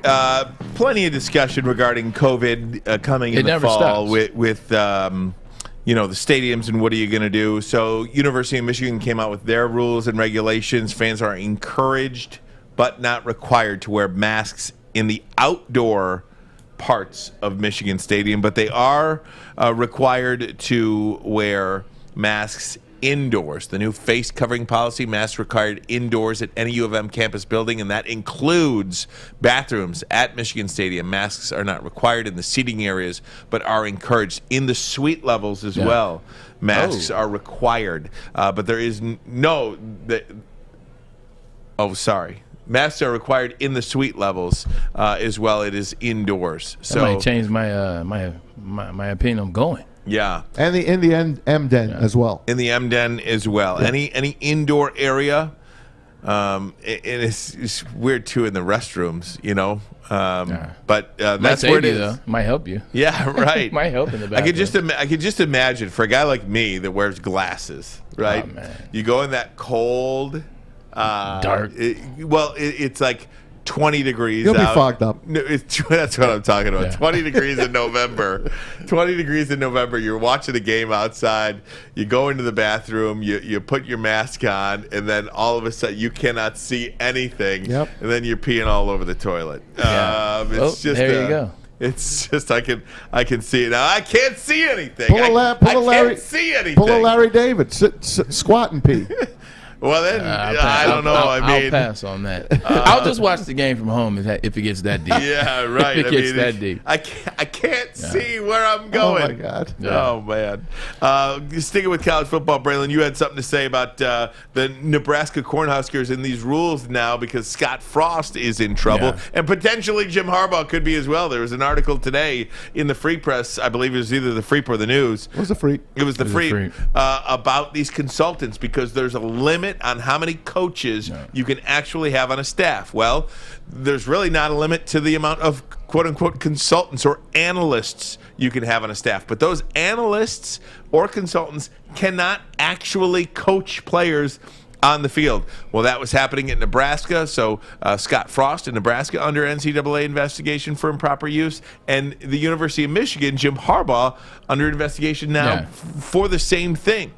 Who cares? I agree. Like at the end of the day, who cares? Like I'm looking at Nebraska being under investigation. I'm looking at Michigan potentially and Jim Harbaugh being under investigation. Are we talking about teams that have cheated and won consistent Big Ten titles? Are we talking about teams that are in danger of winning the national championship? Are we talking about something that has helped their program? Like, so what? They're consultants. I get it. You're only allowed to have certain coaches, which make them undergrad coaches, make them graduate assistants, and just pay them what you want to pay them.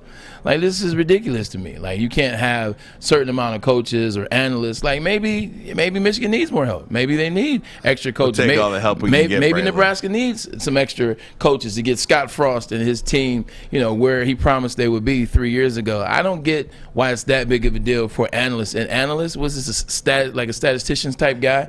He's like the statistician guy. It's like Billy Bean. Record the plays in practice every day. Exactly. Or we record how many catches somebody had. Exactly. The guy in Michigan is Ryan Osborne. That's the analyst that was seen coaching the O-line and the D-line, and players referring to him as Coach. As Coach Oz. He goes on Twitter as Coach Oz. Whistleblower, too. Yeah. And what's his issue? It's a snitch.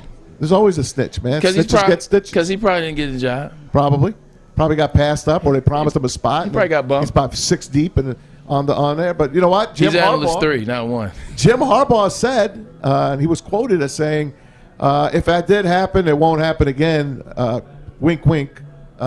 Leave us alone type thing. Isn't this a way for the NCAA, though, to kind of throw their weight around because they don't know what else to do now at this point with the NIL? If I was them, I'd just back off because no one's going to want to play in the NCAA anymore. The Power Five's going to get the heck out of Dodge. Yeah, I'm still confused. Like, why does this matter? You put a guy in a position as analyst. He can't coach because you're only allowed to have so many coaches.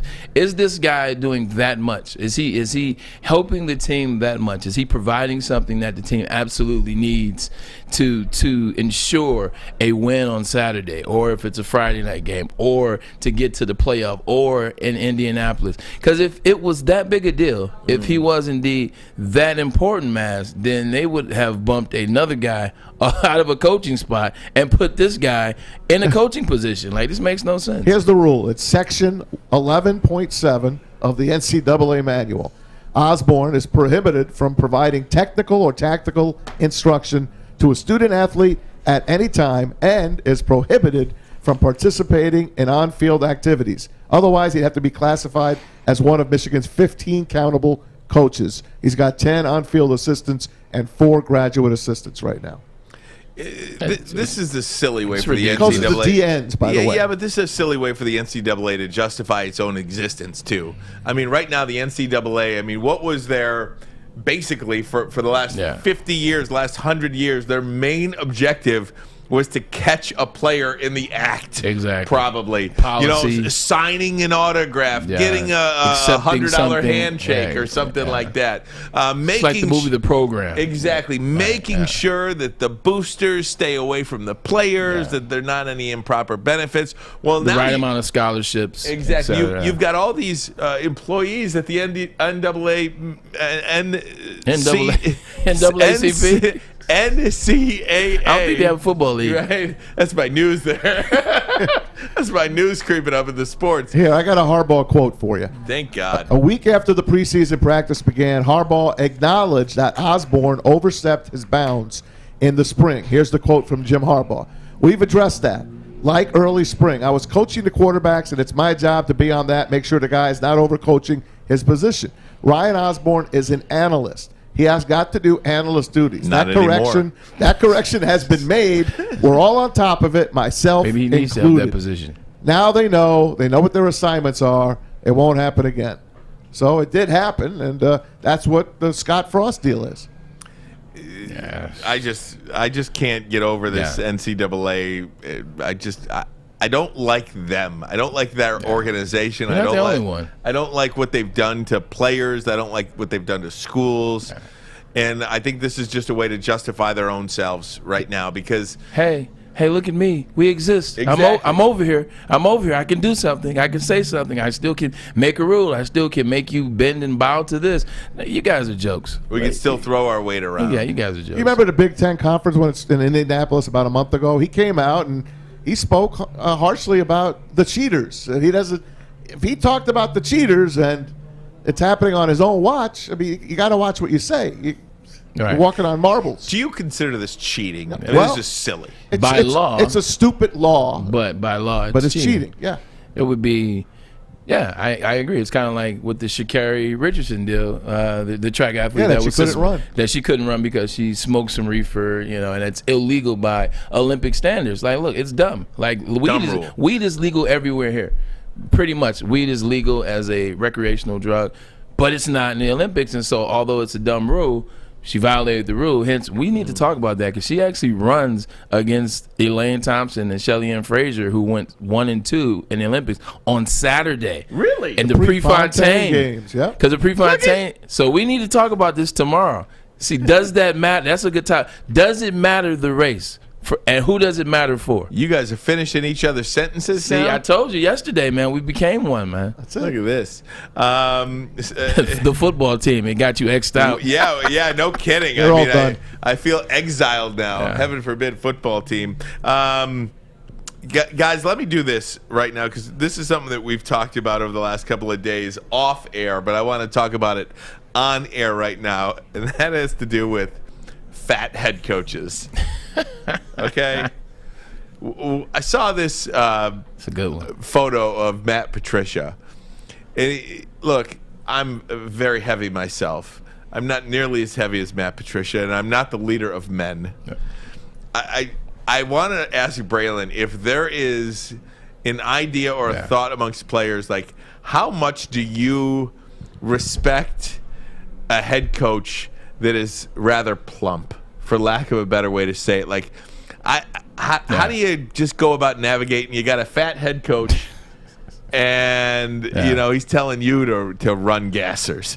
How does that jive? Are we diving into this one now? Are we going? Let's we're do diving it. into it. Dive it. I am of the mind, like since I played football, and in terms of heavy set coaches, Romeo Cornell, defensive coordinator down with the Texans. He was my head coach when I first got drafted to the Cleveland Browns. He is a heavy set individual. Rex Ryan was a big man, tall man, but he was heavy set. Him and his brother, and they lost a lot of weight. I think Rob Ryan was twice Rex's size. And I think Rex lost a lot of weight. I think he's picked it back up. But those are the only two, kind of heavy set coaches that I had.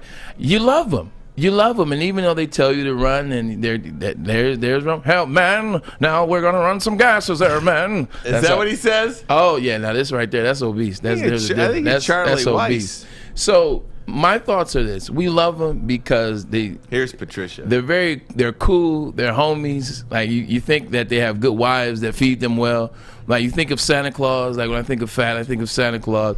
Those guys are cool, and they stay in one spot. They don't tend to move a lot during practice and kind of be over everything. I don't consider Rex a fat head coach. Well, he was bigger than that, and he lost a lot of weight. But he's a bigger guy, I said too. big, but I was talking about the two that I play with. Thank you for telling me who he was fat and not fat. Well, whatever. I mean, just from my perspective. Those little guys, all they do is bounce around all freaking practice. Like they're just energy. They run, they jump, they wake up in the morning, they're running 4 miles, and they're in every drill. They see everything. They have eyes in the back of their heads. They're running around during practice. They're sprinting up and down in the facility to get to this meeting to see what the receivers did, or get to the linebackers meeting. They're just all over the place. Like Pete Carroll, like he scared the hell out of me. Like he was always around. Like you didn't see him, and then you turn around. Like, hey, what was he like? What's going on, bro? Hey, you like? Hey, I want to hear. I love him. Give me a good. No, I did too. Give me a good Pete Carroll story next. Armani and Edwards. Bottom line, Woodward Sports Network. Let's do it.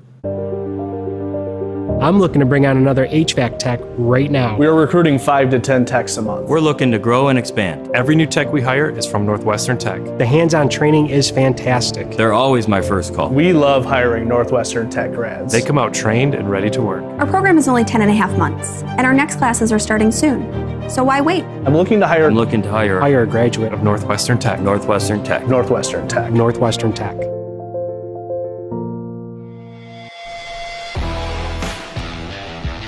Feeling good on a Thursday. Hey, one programming note.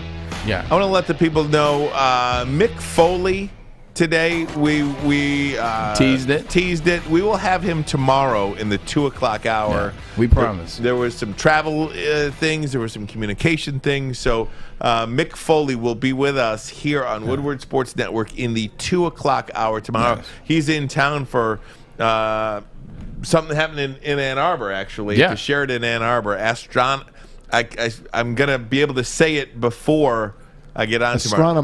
Astronomicon. See?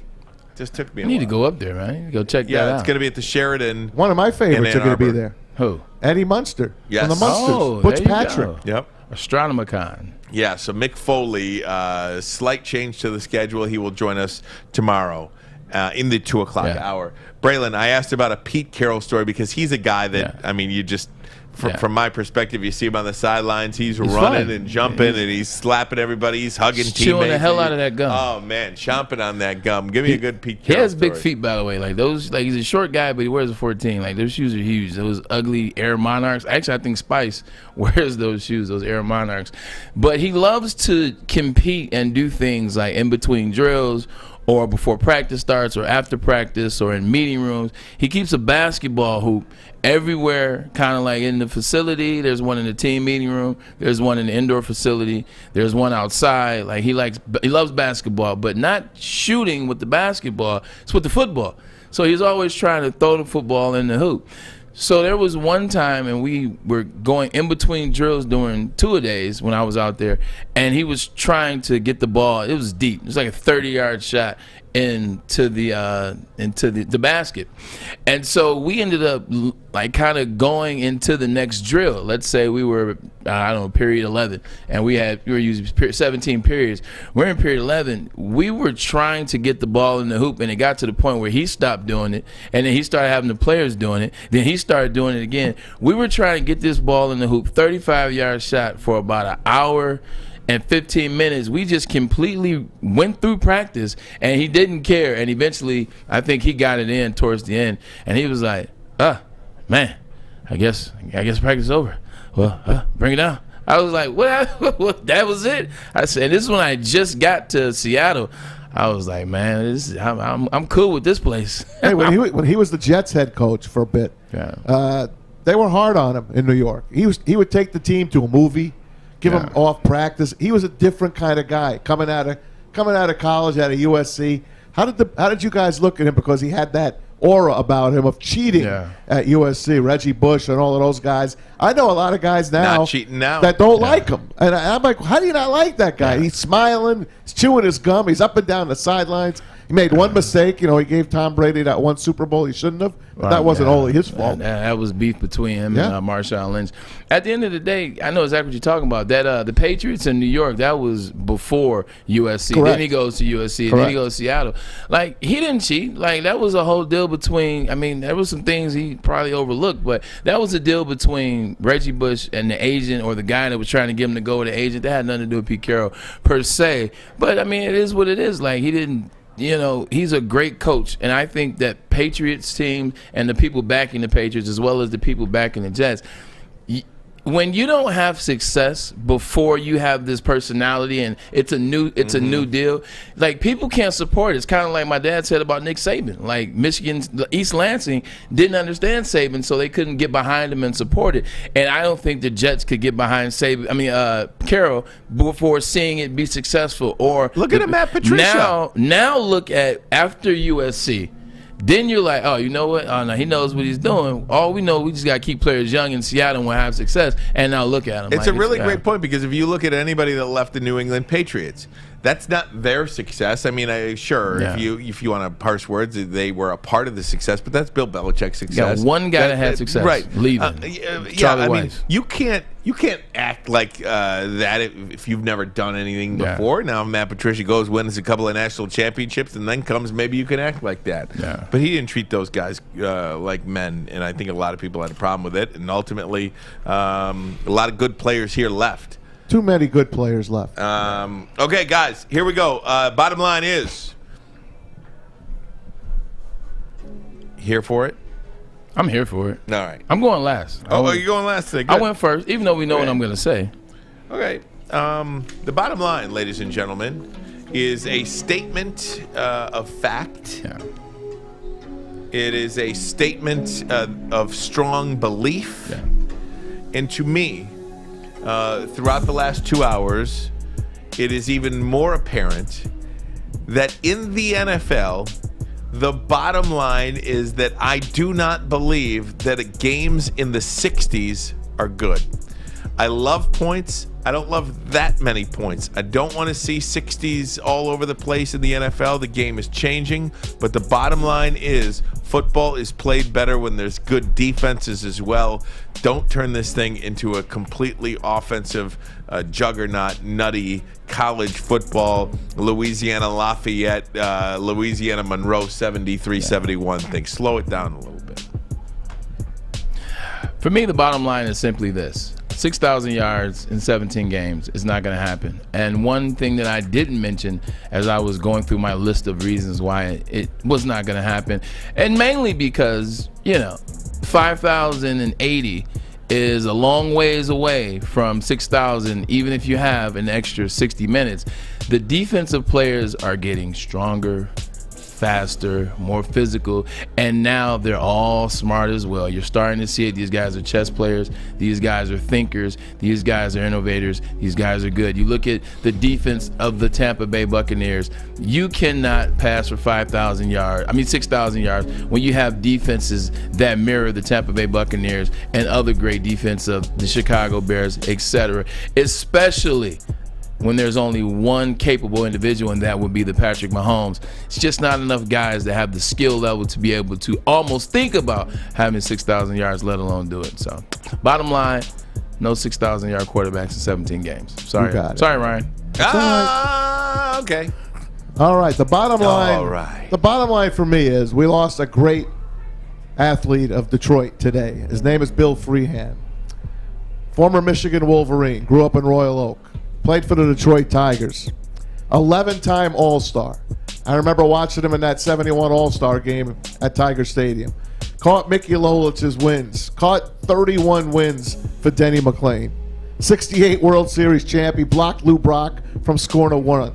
The guy was a stud. A 44.8 WAR, which is wins above replacement, which is phenomenal. 16th overall of all catchers, and he's not in the Hall of Fame. Not only did he play for Michigan, he coached them as well, and he's been suffering with Alzheimer's. He passed away today. at 79. We wish his family the best. We're going to miss him. But Bill Freehand deserves to be in the Baseball Hall of Fame. An amazing career, an amazing man, and an amazing legacy in our state. No, I mean it is incredible, but definitely the Veterans Committee, they don't know what they're doing. It's Cooperstown, man. It's like a gang. It's like mafia to get into Cooperstown. You ain't lying. It's like the mafia. By the way, the Tigers' 10-2 lead is down to 10-8. I saw that. It's just, This was an ugly game. I knew it was going to be. No, it's a sloppy one. It's always look. The Tigers' job over the last couple of years is to try to get me A, out of the first month, and then B, try to get me to football season. Right? I mean, just how have they been doing with that? They've been making it interesting this year. This run for 500. This year, this run to 500 as a team record. And, of course, Miggy's chase for 500 home runs, which still, I mean, if I would have told you guys that Miguel Cabrera sitting in that where we were a week ago. He's coming up. Sitting that game in Baltimore, the final game in Baltimore, coming home for 6 games. And what has he got? Maybe 1-2 at-bats max. This could be, he's walking to the plate now. This could be his final at-bat. He'll get another one. He'll get another one. Bottom of the 6th? Yeah, he'll get another one. Maybe AJ should let him play that game. Right. Move him up to second in the lineup today, AJ. Anyway, he's got 2 hits, 4 RBI. So he's 46 shy at 3,000. But if I would have told you, I feel like a ESPN 30 for 30 if I told you. What if I told you that Miguel Cabrera would go homerless on this 6-game stand and he would not hit it? What would you say? It makes sense, though. It was pointed out yesterday. It said Miggy hits a home run every 70 at-bats. I mean, every 30 at-bats. Was it 38? Every 30. Yeah, so he hasn't had 30 at-bats yet, correct? He's only got 3 home runs at Comerica Park this year. Yeah, and that's it. So I would say based on what's going on, we would have been very hopeful, but it makes sense. So then A.J. Hinch should have played him to get 4 extra at-bats in Baltimore. That was us. That was our fault. I think he hits it today. I still believe he's he hits on it right today. now. 1-1. I'm sticking with it. Maz, if you want, you can unlock your seatbelt and come around to this side so you can see the TV. What if he hits it right Cabrera. now? It's okay. That would be awesome. Again, it's going to stay here. We want to thank Anthony Spice Adams. He was on with us today. If you're just tuning in, or if you've been listening to in the last half hour or so, go back and watch that. You got to, man. Spice Adams, Detroit King, great guy. It's funny as I don't know what. 2 million followers on Instagram. He has created a life really after football and opened himself up to a whole new world of fan. I mean, he has grown his fan base outside of sports now just to everybody. And it's effortless. Like, you see it on, it's one thing when you see somebody perform something on TV or social media or on the big screen. You see it, and then you see that person in person, and it's different. And it's like, oh, okay, well, you're putting on a show. You're putting on an act. You see, soon as he got on the video, he's not putting on an act. This is just who he is. Like, he's just that funny, waking up in the morning and putting his shoes on. Like, he's just that funny. Tomorrow we'll have Mick Foley. We'll have Marcus Pollard as well. Head of development for the Jacksonville Jaguars. And that's going to be a really interesting conversation, too, because here's a guy who played for the Lions as well. We talk about that Lions culture, and, he played with Peyton Manning. He's played in these winning cultures. What was missing in Detroit? How were players treated at the end? How do you see all these things? And now he's got a life in the NFL as well. Miguel Cabrera with another an error. Another hit. Yeah. They're going to pinch run him now. Run him now. No, they won't. No, it's 10-8 in the 6th. Yeah, it's 10-8 in the 6th. There we go. We got to go. Watch us on YouTube. Just search Woodward Sports. Follow us on Twitter, all that good stuff. Woodward Instagram. Sports. We got to go. I got to go. We got to go. We'll see you tomorrow. We're gone.